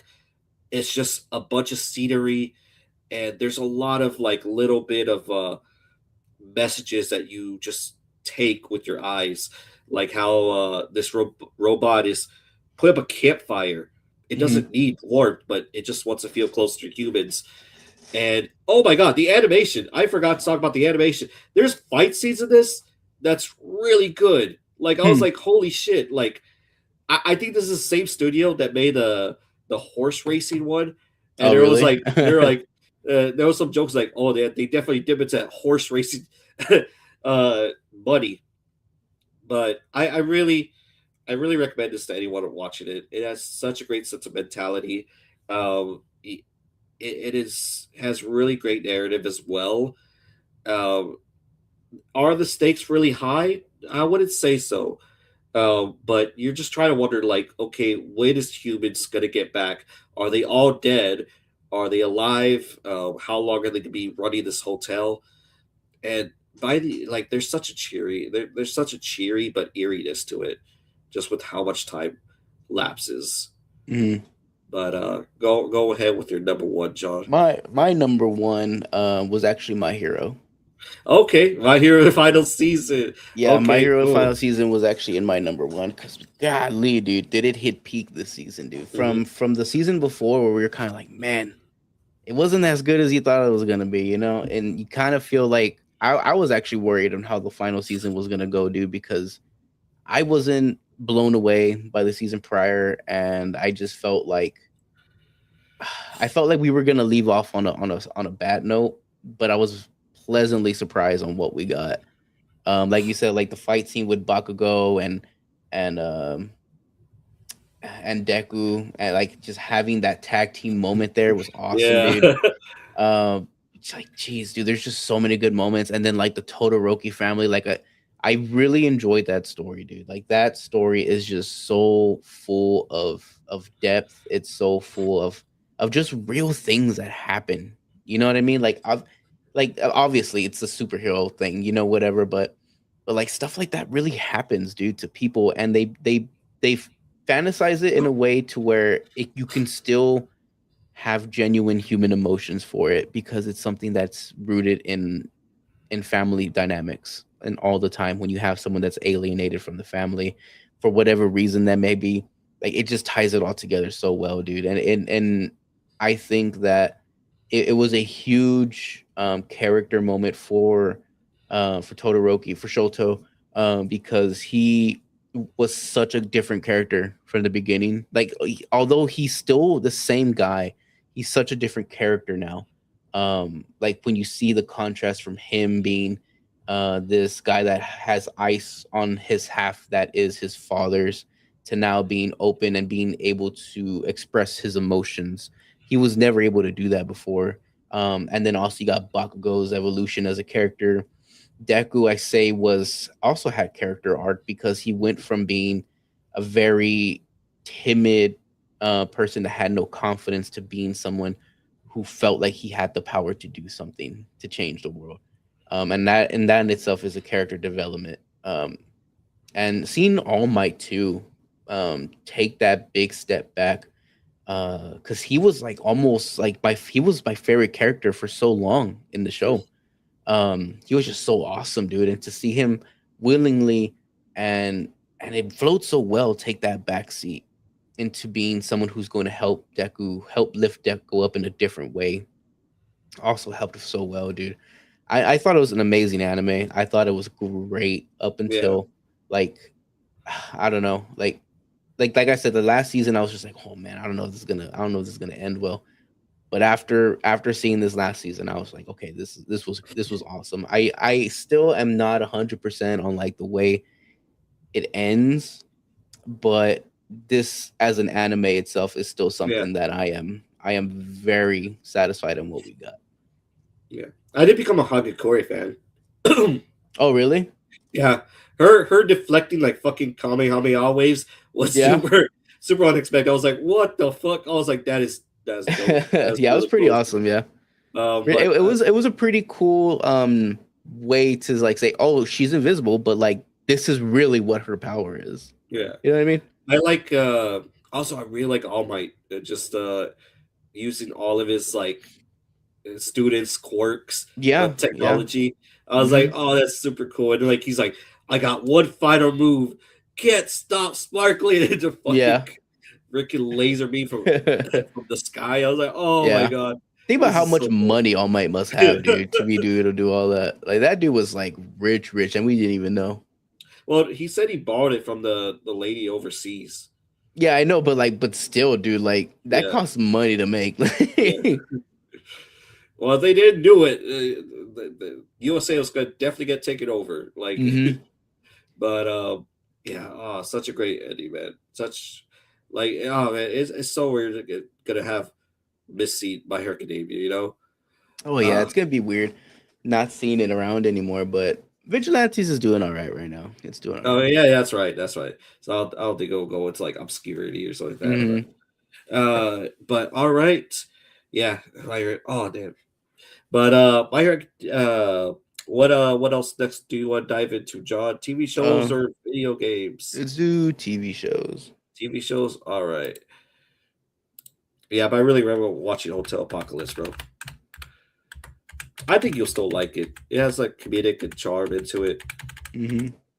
We'll see. We'll see if I end up checking that out. There's still a lot more I need to catch up on, man. All right. So missed opportunities. Yeah, like I said, there's a lot I didn't watch. Peacemaker season 2. I haven't even seen the first season. There's a lot of here that I'm trying to recollect. I think one is the Mighty Nine. I didn't even know Mighty Nine came out last year. Oh, That's you the one. didn't? Yeah, I know we reacted to like the trailer of it because I Mm-hmm. really like Vox Machina. Vox Machina is so good. I think even hit my top 5 of 2024. I think maybe Mm-hmm. Dexter Resurrection. I heard a lot of people raving about that one. Yeah. I don't even know what that one's about. I think Dexter comes back alive or something like Wait, that. have you seen Dexter? I've seen Dexter, but I Okay. haven't seen Dexter. I think it's like First Blood or not First Blood. It's like the Mm, it, it's it it's through the revival series where are you talking about when he's a kid? no, there's Okay, so the one where he has when he's being rediscovered, right? When we find out that he's or like we follow him somewhere else he's to like another city. he's like in an icy place. Yeah. Yes, yes, Yeah. yeah. I saw that one. So I haven't finished it. I think I watched the first episode. Mm-hmm. Um, there's Pluribus, which looks like a Rick and Morty Black Mirror episode. I haven't seen that one. The Pit, which is a really medically intelligent show. Haven't seen Mm-hmm. it. Andor. It's hard to be a Star Wars fan because like after like the new trilogy, I'm just kind of like done with Star Wars. So it's really hard for me to get hyped for anything. But a lot of people are raving that Andor season 2 is like Star Wars mature, and I don't Mm-hmm. know. I don't know. And I think this one the corner is something called Adolescence. Yeah, adolescence. I missed out on that one too. But these are ones that everyone keeps raving about that I didn't see. Yeah, in the studio. A lot of the what stops me from watching a lot of these shows is just like streaming to be general. Like I haven't watched the Dexter one because I don't want to get Paramount. I haven't watched the Pluribus or the show or the studio because I don't want to get Apple. So I mean that's what stops me from watching quite a few of these shows. To be honest with you. Yeah. But all right. So honorable mentions. So I have common side effects. I think common side effects didn't make it just because I haven't finished it. I'm like halfway through. You still haven't finished that, That's dude. not finished. Yeah. That's funny. So is Severance season 2. Haven't finished it. I'm like halfway through and it's super good. Like I really recommend Severance to whoever hasn't seen it yet. Yeah, Um, I'm not getting Apple TV, dude. no, I'm trying to at least get a free trial. See if you get like a free trial or something. And I have to watch like 4 shows, dude. They can't fit that into a week. I mean, do it with one show. Make it. I mean, I don't know if I recommend that, but I heard some people, you know. But uh, Black Mirror season 7, I think, or season 6. Hmm. So because it's an anthology, there's some episodes that don't hit as strong as other ones. Like there's one with what's that guy from Big Fat Liar? Uh, Don Baggio, I think. Oh yeah. Hmm. Is that his name? I don't know that's his name, but I know. I think you're talking about the bald guy, right? Yeah. Yeah. What's his name? Because he has such a great Paul Giamatti. I was not close at Mhm. all. I but Paul Giamatti has one episode and is so emotionally great. It is such a great narrative, and then of course they brought back the best episode from Black Mirror, which is USS Callister, which is like Hmm. this basically a Star Trek parody. Yeah. That was super great. How I Met Your Mother star really knocks it out of the park. And then this one, the corner is Alice in Borderland season 3.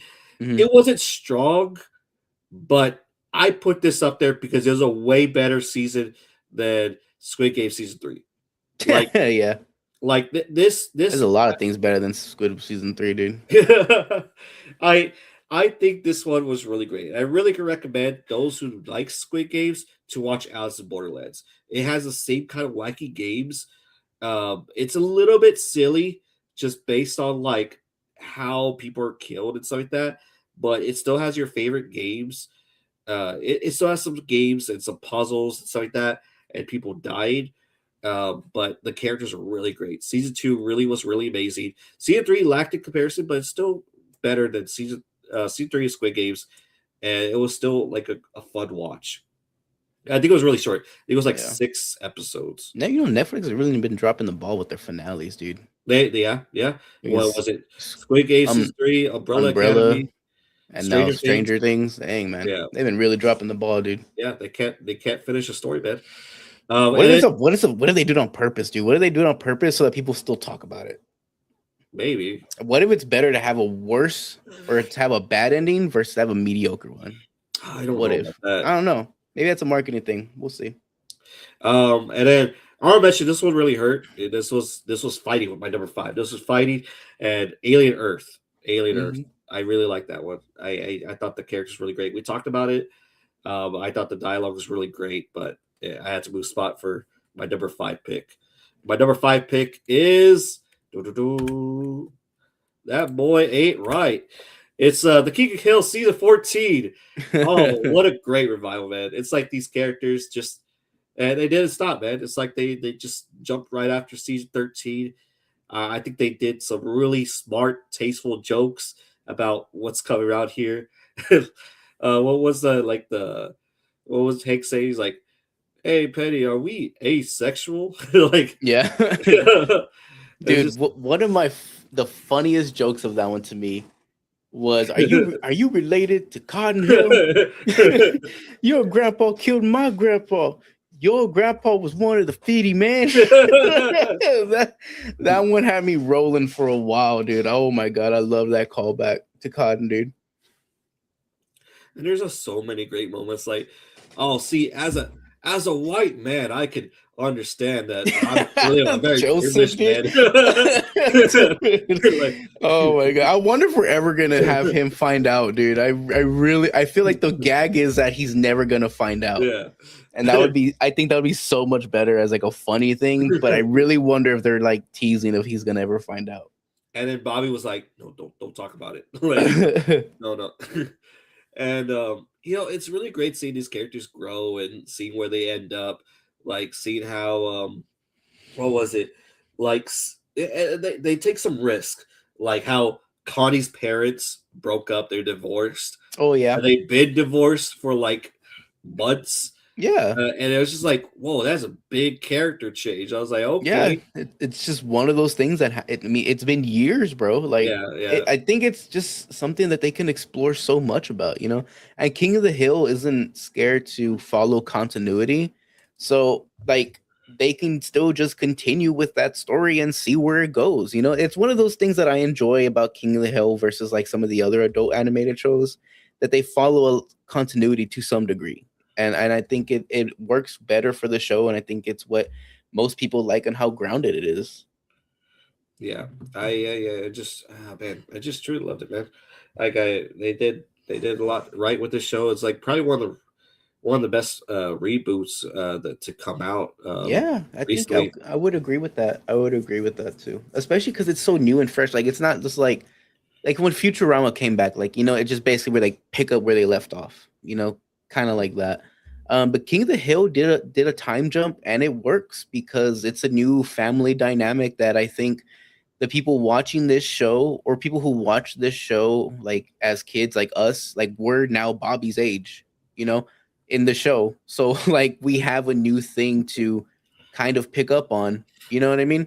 Yeah, And then Hank is now the age of some of our parents, and we get to see him navigate this new world, and I think yeah. it's gonna be fun. I think it's gonna be fun. It's just like, oh man, it's just such great callbacks. Like that boy ain't right. No, Hmm. dear, like he is a full grown man. Well, that man ain't right. It's just super good, man. As a King of the Hill fan, King of the Hill is probably one of my favorite adult animated TV shows, and like just see this is just a really great breath of fresh air. Yeah. It's something I usually play on like in the background.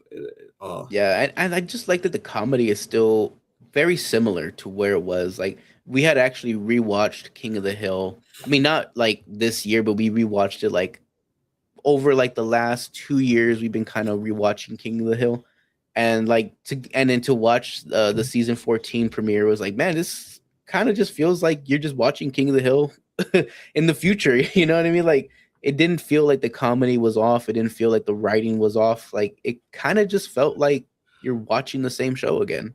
And I yeah. think that's what people really familiarized with it. What was your number five?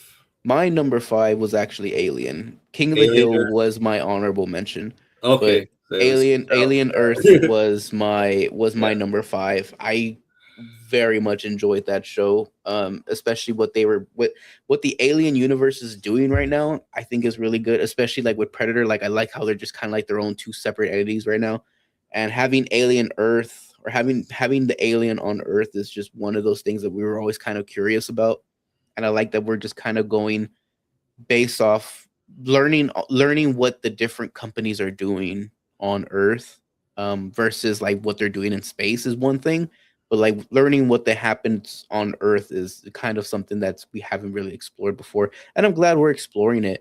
And I think the weakest part of that show is its ending. I think that the ending could have been a little better. I think that they were leading up to something that I think was high stakes, and they kind of just played it safe at the end. And they were just too like, okay, we got to make this into another season, but we need to do this in a safe way. And that was my biggest gripe with the show. But everything else, like the animation, the horror sequences, making the alien scary again, I think was like the biggest thing for me. Cause like it was it was like terrifying whenever you see this thing on screen, yeah, but then seeing that it can be controlled, which is a new element that we've never seen before. Like we always thought that it was just this ravenous beast, but to see that it can be controlled is a new element. It's a new layer that we can definitely dissect. So I really enjoyed the show, man, and I really liked what they did with, especially like showing us with the new synthetics and stuff, and kind of bringing that into fruition, because in the movies we just kind of see them there, like they're just there, they exist, but kind of seeing how they were created and what the consciousness of them is. And so that's, I think, going to be the some of the elements that I'm very interested to go into. yeah. All right. So my number four is Invincible. I didn't know number four. Like I was supposed to make a joke about it. Like oh, it's pretty title card. Hmm. I'm gonna redo it. So my number four pick is what you would call title card. Invincible season three. Oh my god! So the like I don't think Invincible has hit my top five before, but season three was just really great. They really put up the budget in animation. Hmm. I think it all has to do with maybe like the final like maybe 2-3 episodes. The conquest fight is probably one of my favorite fights out of something that come out of this series, and maybe even this last year. Hmm. And just like even Oliver's like freaking uppercut is so immaculate. Like just the animation swing into it, and it's just a really great. It's a really great season. Like there was no uh every episode was very interesting. Everybody kind of had a closing arc. Rexplode was such a likable character this season, and he had such a really great send off. Uh, yeah, I don't think I have much to say. Did we talk about Invincible I last think we year? did. I think we did talk about it. Yeah, I just really liked it. I think they did a phenomenal job with the animation. They might have taken some like a little bit of a budget savers, reusing some animation, but I think Hmm. ultimately like it was just a really great fun Yeah, I show. feel like they saved enough just for the final fight scene. Um, with Conquest. I think they kind of saved it all for that. And I think that that was probably the best move, because if you have this fight with Conquest kind of take any sort of shortcut, I think it would have been detrimental to the show where it lands. Yeah, I'm excited. I'm excited for next season. Like I was Oh like a yeah. little bit, I was a little bit like like taken back. I was like, damn, the conquest fight is this good? It's like, is this peak invincible? Is there like no It's more rise after this? supposed to get better, man. It's supposed to get better. Like I've read ahead, dude. I'm Ah, damn, supposed to wow. get better, dude. Okay, Supposed to get all right, all better. right. I'm excited. I'm excited. It really made Hmm. me wanting more. This is a really great shift, Yeah. and I truly enjoyed it. What was your number four? My number four was also Invincible. Yeah. Okay, cool. Yeah. So I really enjoyed the season two. It was, it's just something that I always look forward to watching. I really look forward to whenever Invincible's coming out and The Boys. I mean, those are some of my favorite shows that are on Amazon at the moment. So they're great. They're really great shows, and Invincible this season I think did really well. Um, like I said, the Conquest fight, I think it was very much worth the wait, and what it leads Mhm. up to, story wise, I think is something that you should be excited for because the story gets better, it gets grander, and I think we start to get a little more depth, and you start to get into more of the characters aging, because I mean this isn't just like a one dynamic show. Like you get to see the characters age and become adults and start thinking more like adults and maturity wise and stuff like that. So we're in for a treat, I hope, into this next Yeah, season. We're gonna get a lot more depth this season. yeah. I just love the dialogue too. Like, Conquest is such a quotable character, especially Hmm. with Negan's. What's his name? What's the actor's name? I always call him Negan.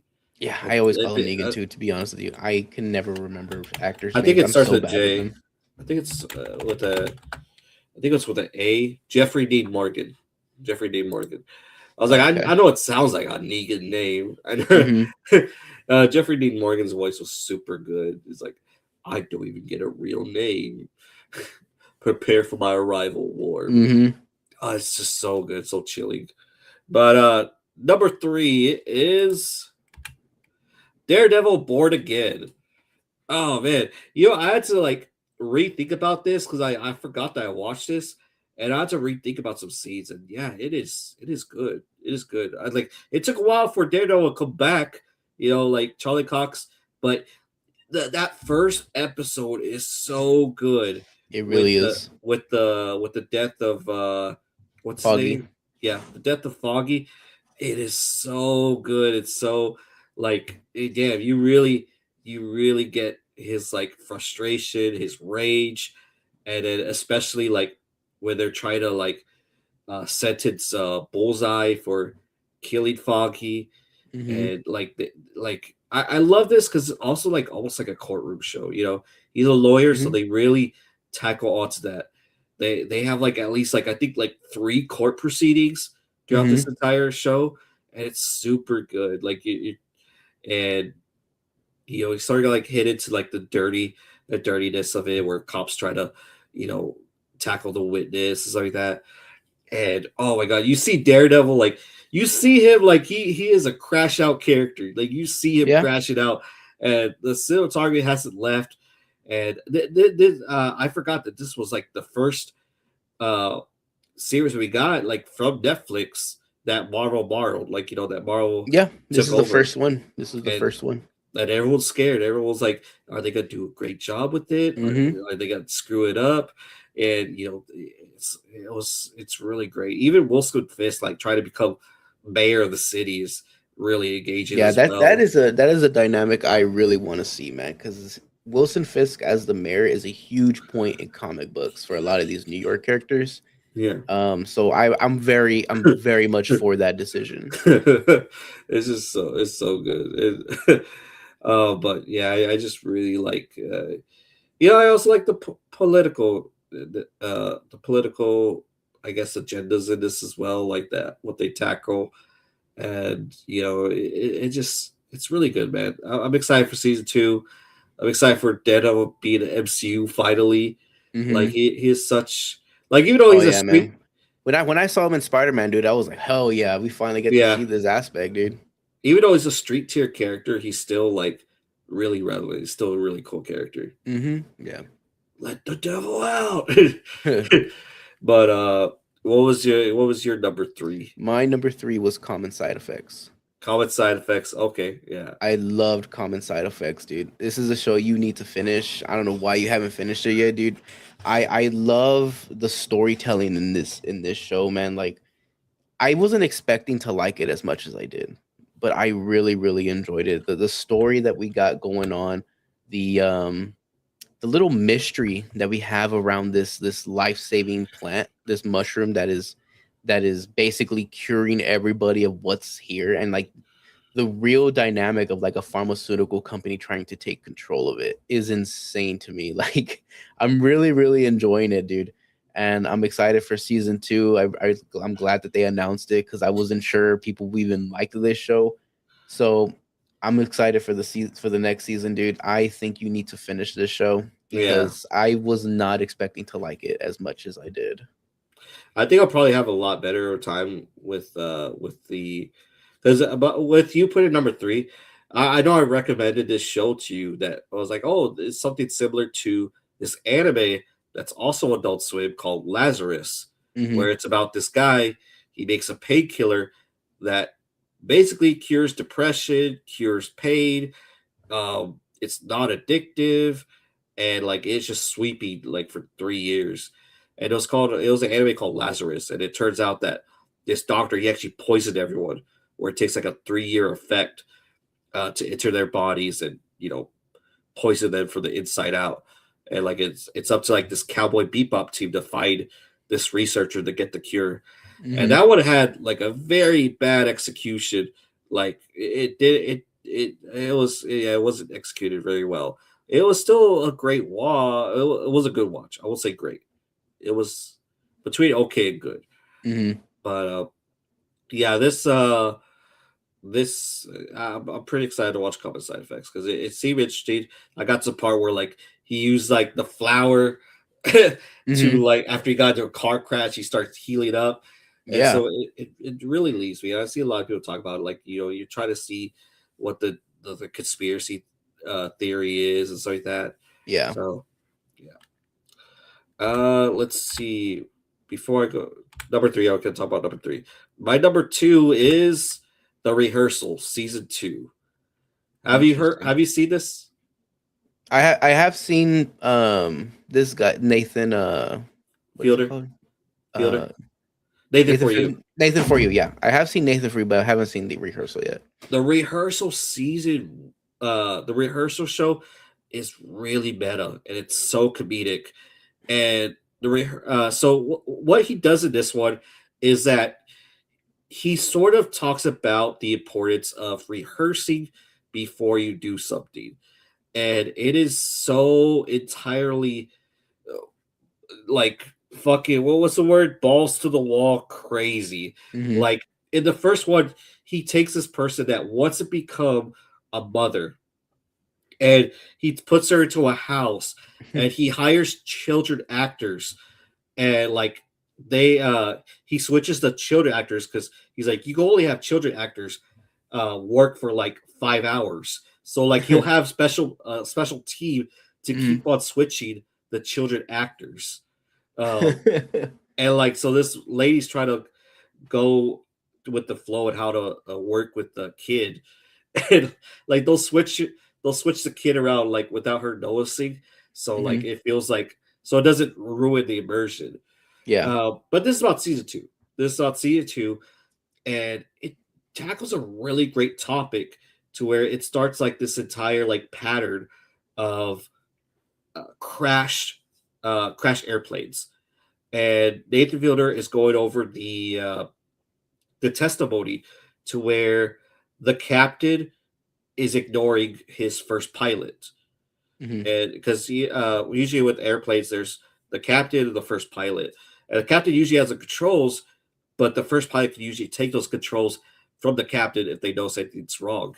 Hmm. And he knows like out of like I think 10 of them, the uh the captain ignores the first pilot, and or the first pilot doesn't speak up.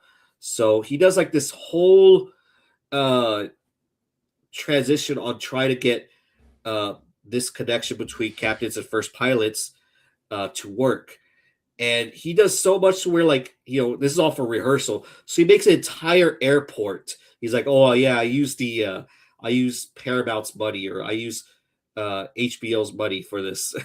Hmm. And like, it's just so ridiculous. And there's one scene where Evanston plays a role into it, Yeah. uh bring me back to life. Hmm. And oh my god, I was like, no fucking way. He's like, because he's like, there's one moment where the pilot is silent. Because Hmm. one of these pilots, he actually makes it. Like, he actually makes it, but he said this pilot paused for 45 seconds. Is it a is it too wrong that it's a coincidence that this is also the chorus for Evanston's Bring Me to Life? And so, like, I was like, no fucking way. I was like, yo. And just the ending of the show is just super amazing. Like, Nathan Fielder is crazy because I don't want to spoil the end of the show, because at the end of the show, Nathan Fielder becomes more than a comedian at the very end. Hmm. Like, he actually gets a huge achievement, like a huge accomplishment at the end of the show. Um, and I don't know if he did that for himself. I don't know if he did that for the for himself, for the show. But I know that Hulu, HBO, Paramount, whatever, paid him to do this. They probably paid for his classes, and like, yeah, it is really crazy. It really ends off with like a really great note. And if this is his final product as a comedian, as a TV show, I'm all for it. Like, it was really great watch from beginning to end. There was one scene where I was like, where it's not my kind of humor, where I was like, oh my god, this is hard to watch. But that was about it. Everything else is just quirky, and this is like, he fucks like real people, Hmm. so like you also get that, like, you get the awkwardness of that as well. Yeah. So, but I really recommend it, man. It is my number two. I enjoyed it. It was such a great watch. Okay. So for me, my number two was Adolescence. Adolescence, okay, yeah. So Yeah. you saw that. It was my missed opportunity. Yeah. Adolescence is it's a pretty dark show, to be quite honest with you. I bet Um it looked it's dark in the trailer. it's one of those things that, like, if I were to have a son, like, in today's world, this is probably something I'd be really worried about, for them to fall into. It's one of those things where, without giving up too much of the show, it's one of those things where you kind of fall into that, what is it called, like, beta male mindset, where you have like Mm. the Andrew Tate kind of influencers Oh really yeah, really getting into the mind of young boys nowadays.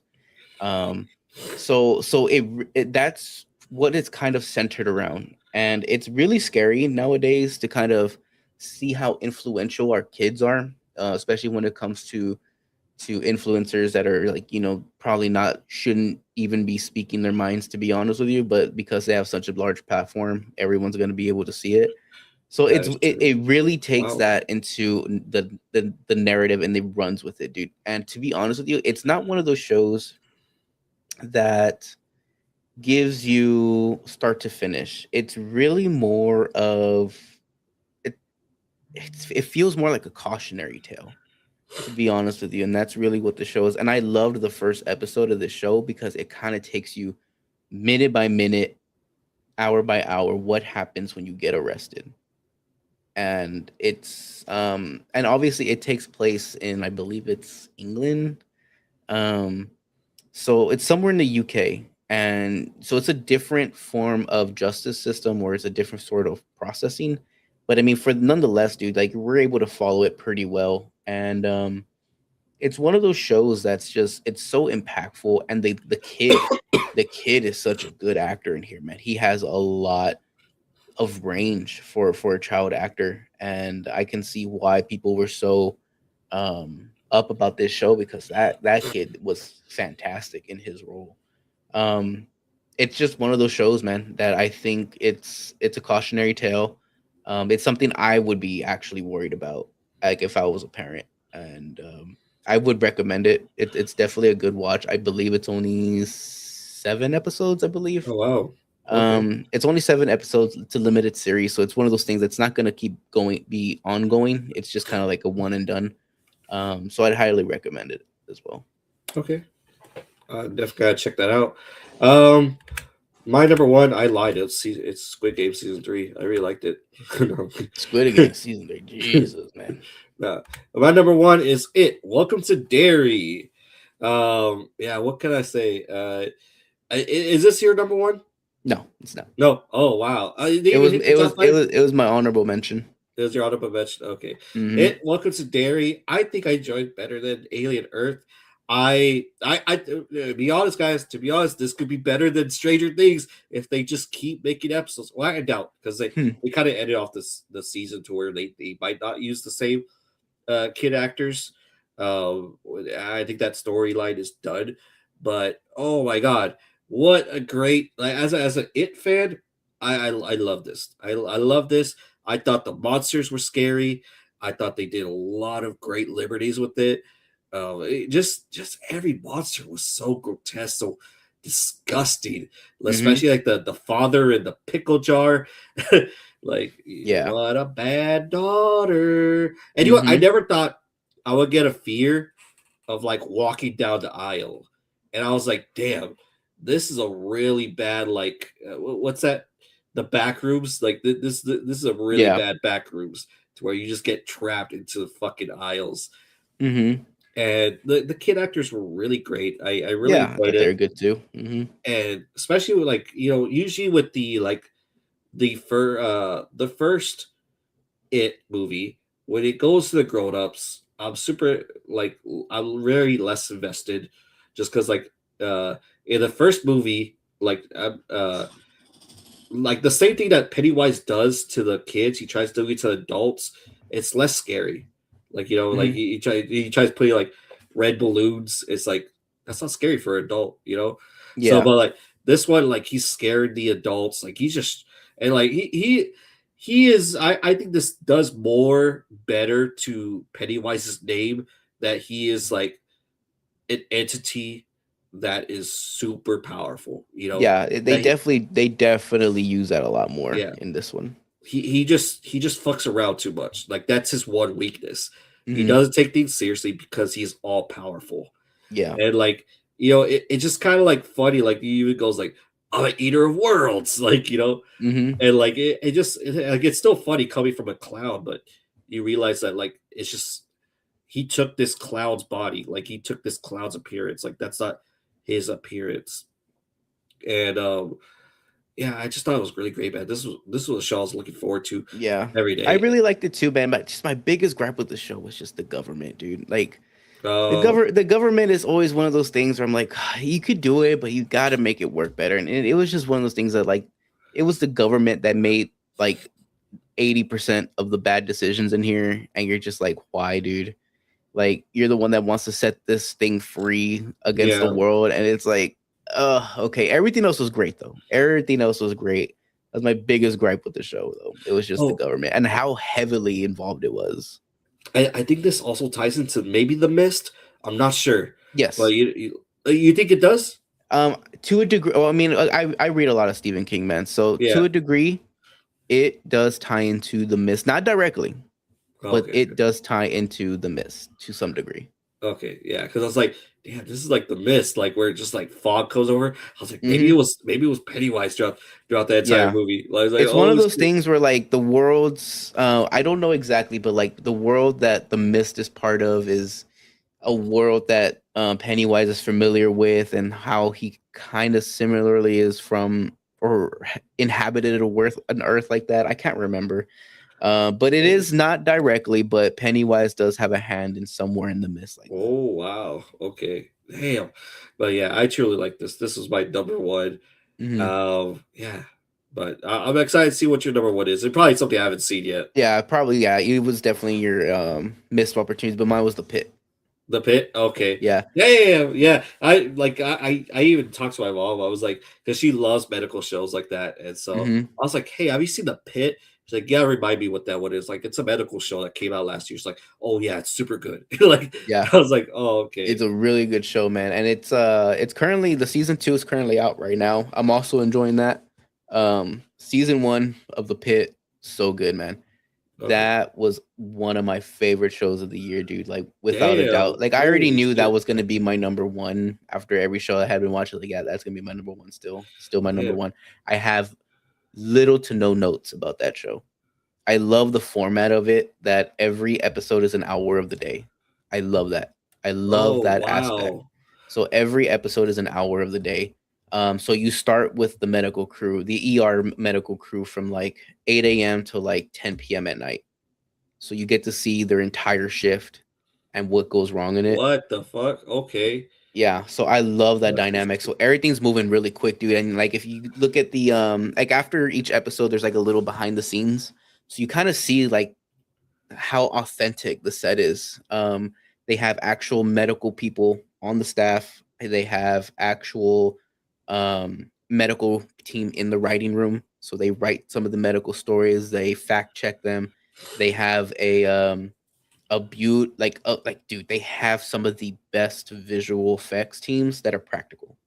Like I Wow. think I don't know if it's all practical, but dude, it feels like 95% of the show is all practical effects.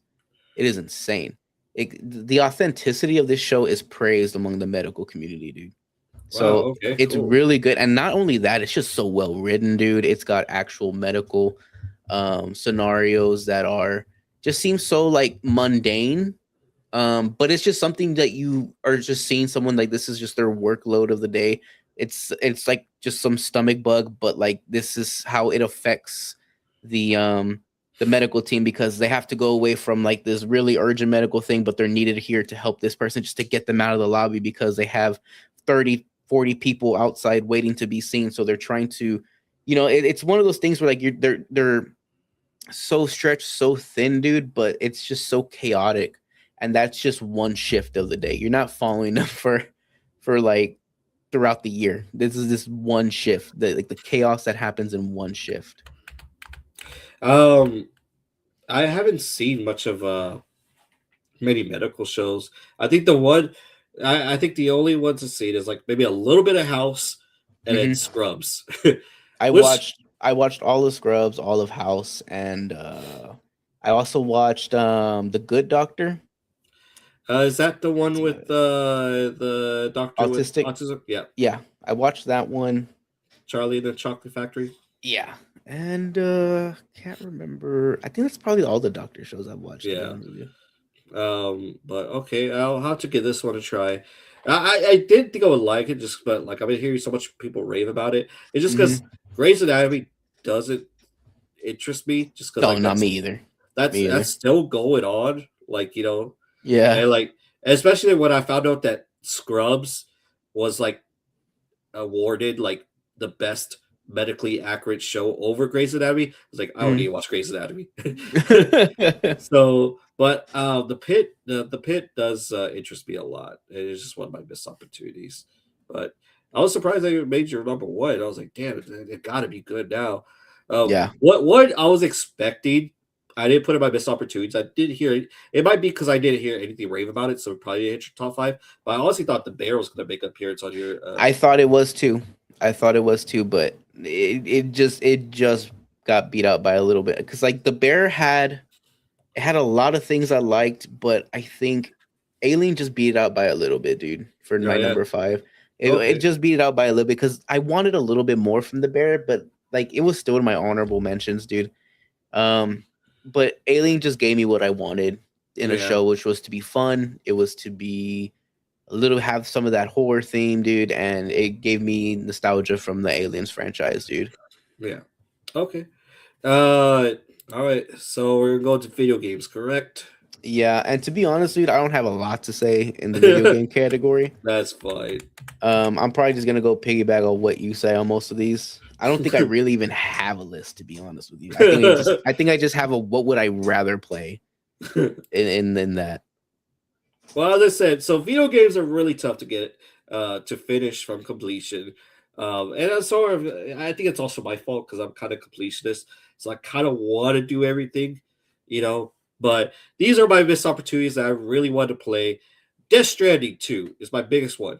I bought the collector's edition. That's like what, like 200 something dollars. I haven't I haven't opened up. Didn't even play I it. haven't opened it up. It's still in its Amazon packaging. I had to put That's it funny.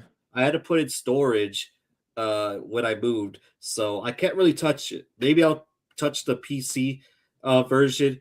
I think I buy more games than I play them because like Absolutely. because the things just happen and like I sort of have like a lineup of games that all right, I'll play this game, this game, this game, and then something happens to where I Well, honestly, do. man, if you got enough subscribers, you could turn this to your job, man. So blame it on the subscriber count, dude. Uh, um, let's see. Kingdom Come Deliverance 2 is like a medieval open world. It looks really good. Like I looked at the trailer and it looks very different. Like it has almost like a comedic GTA feel, but medieval. It's really Hmm. weird. I almost bought that one. I almost bought it, but I saved onto my money. I'll wait until it gets a discount. Uh, Toy Kong Bonanza, I don't have a Switch to, man. Like I'm waiting to save up some money or to put money towards like credit card debt and stuff like that before I buy a Switch 2. Uh, Alters. I'm not sure if you've seen that one. That's a very obscure game to where you play. You know that Fallout Vault. Uh, Yes, that just the vault game. uh, no, okay, yes, it's that Yeah. one. Hmm. But do you know that one specific vault? I think it was in Fallout 3 where you fight a whole bunch of clones. Oh yeah, it's the same guy. Yeah, so it's all the same guy. I don't know if you can see, but they're all the same guy in this like top uh Hmm. uh Left. left corner. Hmm. And so yeah, that's basically what it is. You're building a base with all the clones of yourself. Hmm. Um, then I want to talk about this one. This one I think got best indie game. I might be no wait. I think that was something else. But that one's called Blueprints, and Blueprints is kind of like a puzzle game to Hmm. where it's it's a play on words. Blueprints. So he's blue. He's a prince, but blueprints like architecture. So you're building rooms in this secret house that you're trying to get out of, I guess, and it really interests me. And then finally Hmm. is Final Fantasy Tactics. I love tactic based RPGs, and I really want to do this one. This one had like I think this one has full fledged voice acting. I Hmm. almost bought it. I almost bought this one too, but I held on to my money.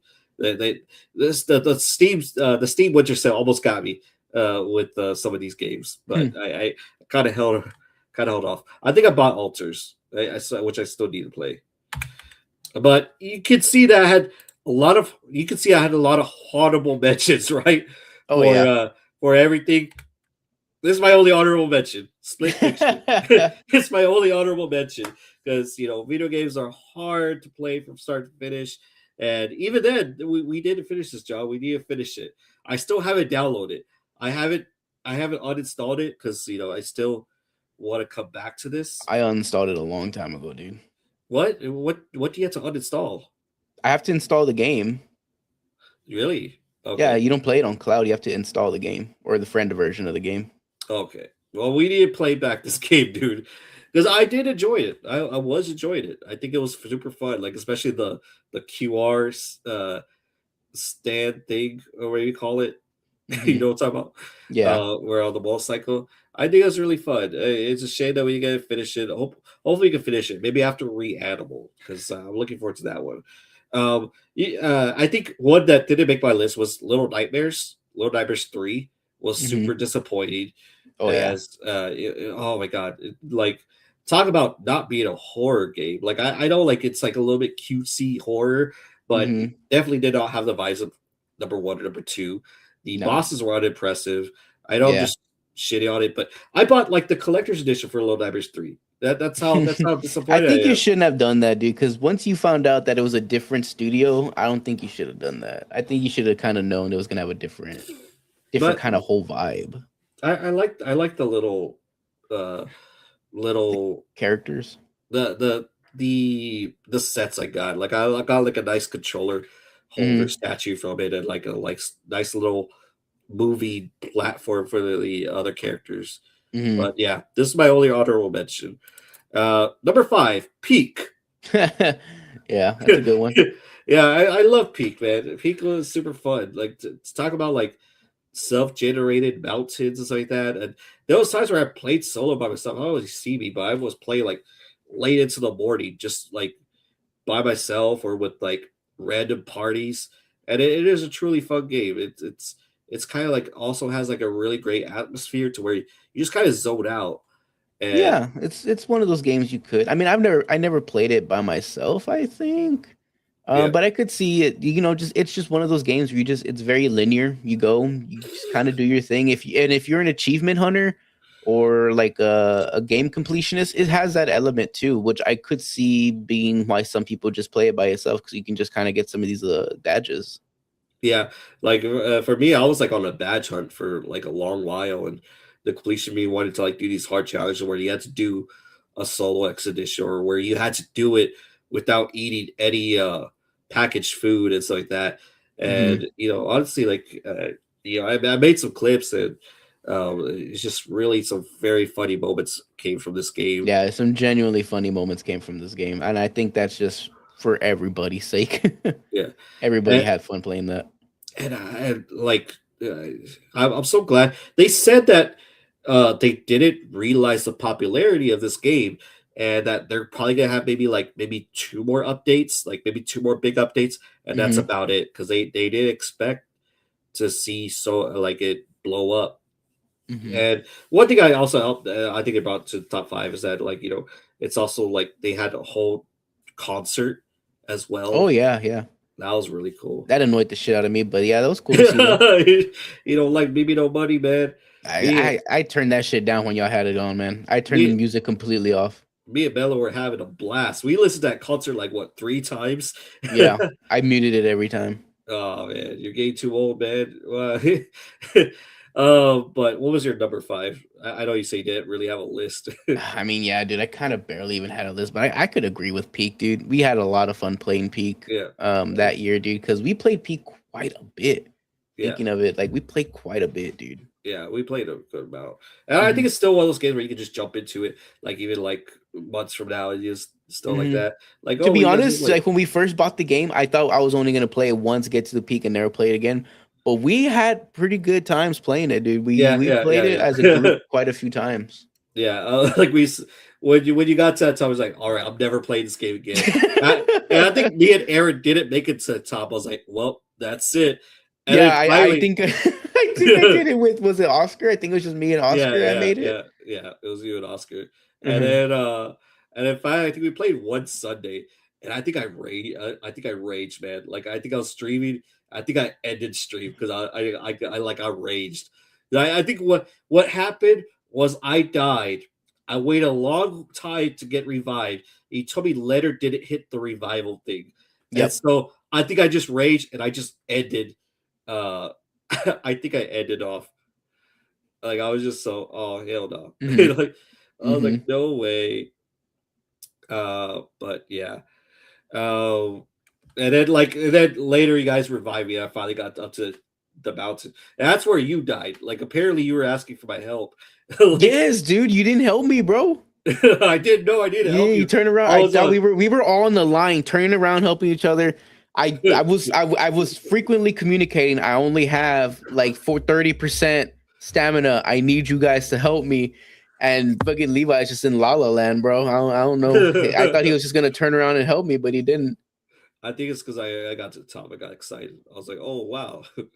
And it was And I at the think end too. We only needed a few more levels to climb. yeah, and then I put my stream on. I just put my Hmm. stream back on. Um But my number four is Silent Hill F. So, what can I say about this? I thought this was gonna be higher on the list when I was first initially playing it, and the outrage I was getting from this like game, like that, I saw people not liking it. I saw that people like didn't enjoy it, and they were talking about like, oh, it feels like a battle royale, video game. Like the controls are clunky. Um, I enjoyed it. I think I got more. Honestly, I think I got more scared of this game than I did with Resident Evil. Mm-hmm. died recently, and it's just because stuff keeps just jumping at you, and even though you have like a melee weapon, and you have to fight these creatures off. I uh I, I see what people talk about at the very end of the game, where you do have to be put into these battle arenas and Oh you yeah. do have to fight these characters. Have Mm-hmm. you played it? No, I've just watched a lot of the Oh, you gameplay of watch, it. yeah. Where you can't progress. You can't Mm-mm. progress without beating everything in the area. And Yeah. so, like, if you're playing a hard difficulty, it gets frustrated very quickly. Yeah, it's one of those things that it's just like it's more tedious than skill based, if that makes sense. Yeah, Like, it's not and necessarily testing your skill, it's just more like how much bullshit can you deal with. yeah, and like, you know, they your dodge counter it depletes your stamina so fast, and the Mm-hmm. enemies take huge chunks of battle. So it almost feels like a little bit Dark Souls, which is really odd. And by the end, like it kind of loses its horror ability when Mm-hmm. you become like this like half werewolf. Like it's super cool, it's super Yeah. amazing.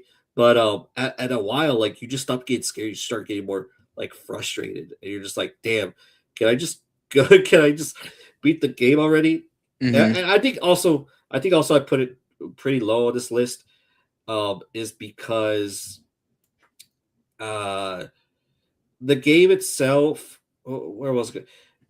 A lot of people say that Silent Hill has multiple new game pluses in order to get multiple endings, Mm. and they said that with the other games, at least the first ending feels like a close off. I've only played this game once, and the ending doesn't feel like it ties very well. Like it still leaves you like, what happened? What's going on? Is this a dream? Is Mm-hmm. this like so? It's really weird, odd. Resident Evil is like a zoo that's gone out of control, and Silent Hill is like a zoo that's empty except for your exes. Terrifying. Hmm.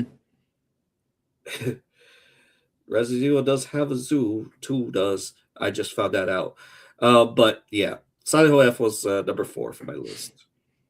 You know, I didn't get to play this game, but I watched a lot of this gameplay, and I really wish that we had a group of people that would play rematch. I really wanted to play rematch, and I probably would have put it pretty high on the list as a party game if we had the chance to play it. It Oh, was a soccer game. okay, okay. Yeah, yeah, I I see. That was one of the games I really wanted to play, but I didn't want to play with randoms. I didn't want to play with like, Yeah. you know what I mean? I kind of didn't want to do that to start off with, but like if we had a team of three of us that wanted to play rematch, I would have really enjoyed it because I watched a lot of YouTubers play this game and I Is it really free? had a lot of fun. Is it Huh? free? No, it's not free. That's why Ah. I didn't suggest it to buy because I Okay, think yeah. it's like $30. I think it's like $30. So I kind of didn't want to suggest that kind of game because I didn't know if anyone was gonna play it. I would get on sale. Like I played what is it? FIFA. I Hmm. played FIFA. Oh my god, super boring. I did Yeah, not like it. I I did mean, not yeah, like it all. Whatever. And so when I saw rematch, I was like, oh wow, this looks like a fun soccer game. yeah. This This looks looks. like It was basically like Rocket League, but real soccer. Like which it is looked fun. which Rocket League is soccer, but Hmm. not soccer. Like Yeah, it's just really funny. But yeah, I saw a rematch. If it goes down, so I'll be willing to get it because that's what I thought. yeah. It looked really fun. I would have really liked to enjoy. I would have really liked to play that game. Uh, Number 3 is Repo. Hmm. So Yeah. I did enjoy Repo better than I did with Peak, even though like I think we played Peak more than we did Repo. I think Repo had maybe like a little bit of a maybe it started getting like a little bit stale to where we stopped playing it for a little bit. I think you did a great job raging me, man. Oh yeah. Uh, I rage yeah, baited you so yeah, hard in that game yeah. sometimes. I think you just like I think that was taking a little bit of my fun out of it. Just like just you I fucking was giving eating you up. free content, man. You never even posted any of those clips, dude. Yeah, I still need to go You don't back want into it. you don't want the community to see you that angry. That's why, because you start No, saying no, slurs and shit, bro. That's no. why. I do not say slurs. Yeah, yeah, No, you no, no, do. no, Yeah, no, go and come no, back to the sinners. Go back to the no. sinners thing. He thinks it's.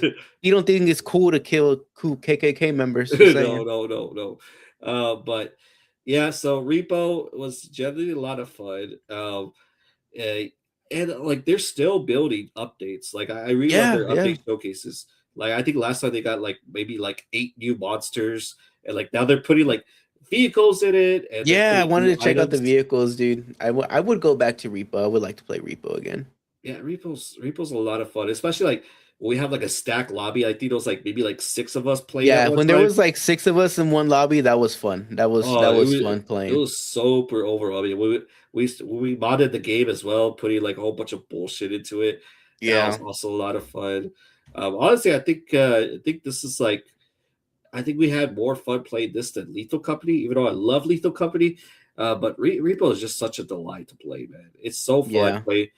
I think I know I said that I like playing Peak with randoms. Play Repo with randoms is fine, but like you know, I think it's better play with your friends. yeah. Honestly, Absolutely. it's just so much fun, and just the physics is really great as well. Mm-hmm. And you know, stuff does scare at you, yeah, because everything's like randomly generated, so you don't know when the next monster is gonna Mm-hmm. come out. But yeah, Yeah, that's I my have number seen three. some of those people who play Repo that like get to like level 40, 50 by themselves, and I just don't understand how because we could barely make it to like level 7 or 8. Yeah. Yeah, so like as a team, and when we're actually like trying to do it, but when we're just rage baiting each other and killing each other, yeah, do we barely get it to the second or third round? Like, Yeah. It's a lot of fun. Um, did you have a number three? not really. I can agree with the Repo one. So my number two is Dispatch. Oh my Hmm. god, I love Dispatch. Dispatch was so good, man. And I remember getting super excited when it was revealed at the Game Awards last year when Aaron Paul is the lead voice actor. It's basically you know, as the name suggests, it's a Hmm. dispatching superheroes ex sort of like superheroes on probation into missions. And I was like, and with Telltale narrative, I was like, Hmm. oh, this is super good. This is up my alley. I could not wait for it. And oh wow, it took the place by storm. Have you seen it? Yeah, I watched the entire story of Dispatch. I just didn't Ah, buy it. you should have bought it. Or you No, I should at didn't want least to buy waited it. to like come visit and like you know No, it I could be like didn't. old No, times. I couldn't wait, dude. I wanted I was already getting spoilers like all over my feed, dude. So I was like, no, I'm just gonna it was watch the gonna gameplay. die down. Like I even think like it still died down. Like you know, like Dude, it's you know how long it took for that to die down? It took at least 3 weeks, almost a month for yeah, yeah. all the spoilers to kind of cool down. I couldn't. And it was like half Uh my feed, dude. damn. I really want to see you progress through it, see who you pick and stuff like that. We'll probably have a different discussion on it, but yeah, I just truly liked it, man. It was super good. Uh, what more can I say? The voice acting was really phenomenal. Yep. Hmm. Uh, the animation was really great. Like the fight scenes in it, like probably better than some of the animes that came out this year. Like a lot of people say, like this has better animation than One Punch Man. Oh, Uh, for sure, better than One Punch Man. maybe some scenes out Invincible were better as well. I could Eh, see that. I could see eh, that. I have like to see like a side by side to kind of compare, but like yeah, I could definitely see that. like the final episode has such a great fighting sequence. Hmm. It is so phenomenal. And even the comedy is so good. Yeah, it was It's, very well written. Very well yeah, written. like I'm Robert, I got a tiny penis. I don't think that's how the song goes, but you know what I'm talking about. And like, oh, it's just so dialogue heavy, and I loved every minute of it.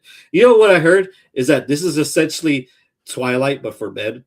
I've heard that. I've heard that. Yeah, I was like, oh, that's a hilarious similarity. But yeah, I enjoyed this from Hmm. start to finish.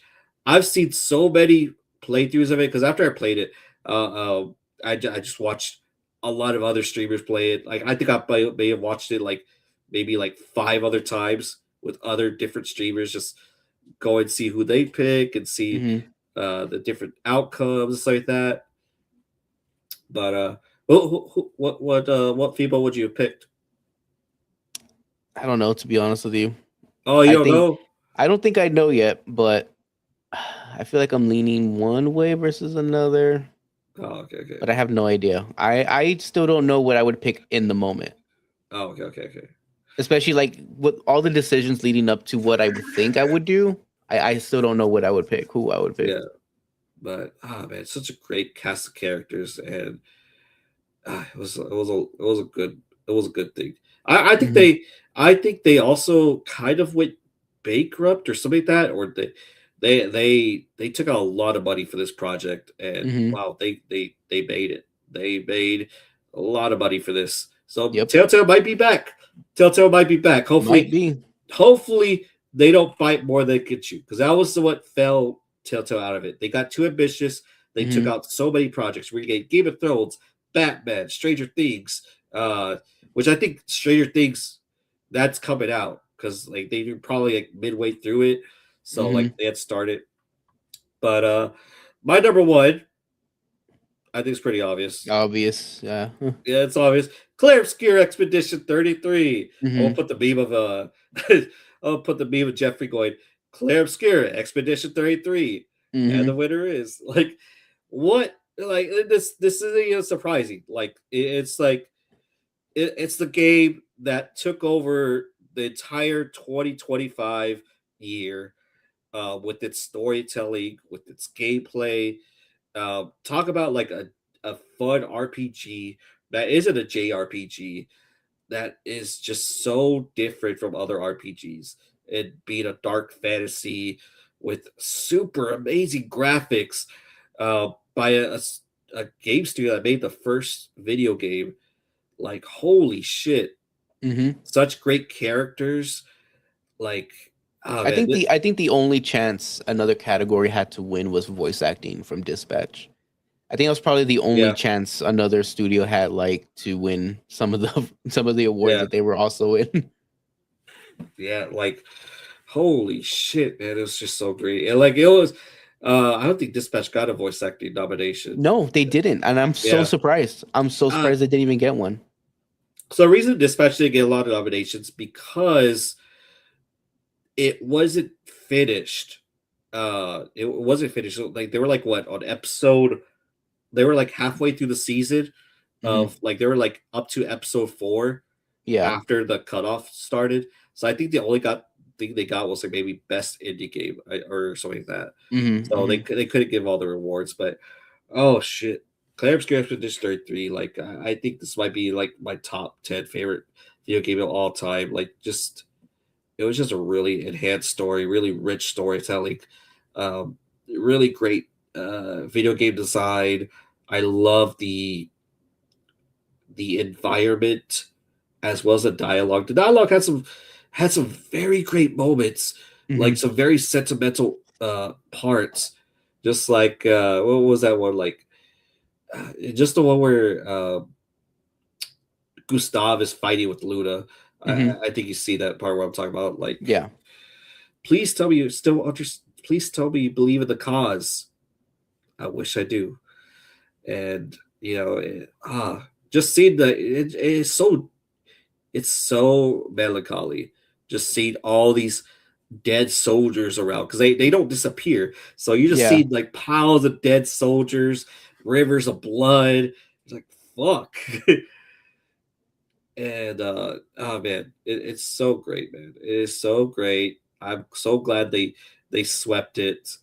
And you know, I was like thinking to myself, like, what could beat this? Like, the Game Awards must be out of their mind if they give any awards to anything else. If this doesn't take some categories, like I was trying to think, like even the music is so phenomenal. Yeah. Music was really good too. Didn't they have like four or three of their own nominated for voice actors? Wasn't it like three or They had four? three. They had three. Three. Damn. Yeah, they had Mael, which did a Hmm. phenomenal job. They had Gustav, Hmm. which is Charlie Cox, Charlie and Cox. Yeah. then they had uh, Verso, which I think I like. You know, I was split between Verso and Mael. Like you know, even though Charlie Cox, I like Daredevil and stuff like that. I think Hmm. Mael and I think even Charlie Cox, like he did it want the award. He's like, oh, it should go to the other guys because I think they did a phenomenal job. You know, he was very humble with it, Mhm. and damn, like just hearing Versal's uh ending, where like you pick Mael. I think you pick Mael to kill him. He's like, Mhm. just please kill me. Just like, please, I want to die. It's like, oh, it's heart Yeah. wrenching. It's so heart wrenching. But yeah, just a really phenomenal. There's a lot to do too. It's not just a leader game. Like you could explore other places, fight optional bosses, and oh, one of the hardest bosses I ever fought in like in video game history in an RPG. Like I had to like freaking cheese it like by Mhm. using a super powerful attack. That was I think that was the only way. Oh, DLC! I haven't played DLC. They dropped DLC, free DLC, Oh like yeah. at the Game Awards, which is Mhm. crazy. Still haven't played it. I hope to. Probably this week. I think I have it on my schedule somewhere. But yeah, I think I said more than I could. I think it's my moment to sweeten it. Do you have anything to say, John? I know you hate RPGs. I didn't say I hate RPGs. I just don't like the turn-based combat, but I don't know. I mean, like I said, I mean, I can't take away anything from the game, dude. Like it was pretty good in all categories, and I didn't have any arguments for winning game of the year, dude. Like I Yeah, said, like it's just one of those games that comes out and it just blows everything out of the water that's currently out there, man. yeah. Like It's there was like all almost no competition whatsoever. yeah. It's honestly an underdog story because like you keep hearing about this and it's just like if they already said they're making a movie adaptation of this, but they should also make a movie about just the making of this game because it Yeah, feels I think like a documentary would be pretty cool of it. yeah because like these are ex Ubisoft employees, right? Yes, yes, Yeah, Ubisoft. I think so, ex yeah. Ubisoft employees. They had even like a Reddit post. They were like, "Hey guys, we're looking for like a voice actor or Mhm. something like that. Please help us out. We have like a something like a Kickstarter." And Mhm. like then they find the person that does the music on SoundCloud. It's Mhm. just it was tailored with so much love. And it just people like out 33 people. Like it's Mhm. so nerdy and so amazing how like the entire staff was at the gay awards and they're like in their stripes like Mhm. it's so cool, man. I gush about this. I will gush about this game probably till like the end of this year. Like number one of my 2026 top five best video games, Claire Obscure Expedition 3. Mhm. But yeah, that was my top five video games. But yeah, very stacked year. Very stacked year. A lot of misses just because of stress, but Mhm. very fun. Very fun. Anything you want to set off? Should we talk about what you want to anticipate, John? I don't think I have any anticipations. I think we kind of already talked about what we'd be looking forward to in terms of what's Yeah, coming out later this year. So I don't think I have anything else to mention then. yeah. Okay, I mean, that's fine. That's fine. We already talked. We already yapped Hmm. a lot. But yeah. Um, do you have anything else to say? I don't think so, man. I think I already said it all. Okay, awesome. All right. Well, thank you guys so much for listening to us the app. Look forward to clips, they're easier to digest. If you watch throughout the entire stream, shout out to you. Thank you so much. Hmm. Again, my name is Levi Out Loud. Call me Levi. Call me Loud. Just don't call me out. Thank you, John, for joining me. Let's drop down your top five favorite anime, video games, TV shows, and video games. Did I repeat that twice? Yeah. But you don't deal. You don't deal. Yeah. Hmm. But all in all, stay crunchy.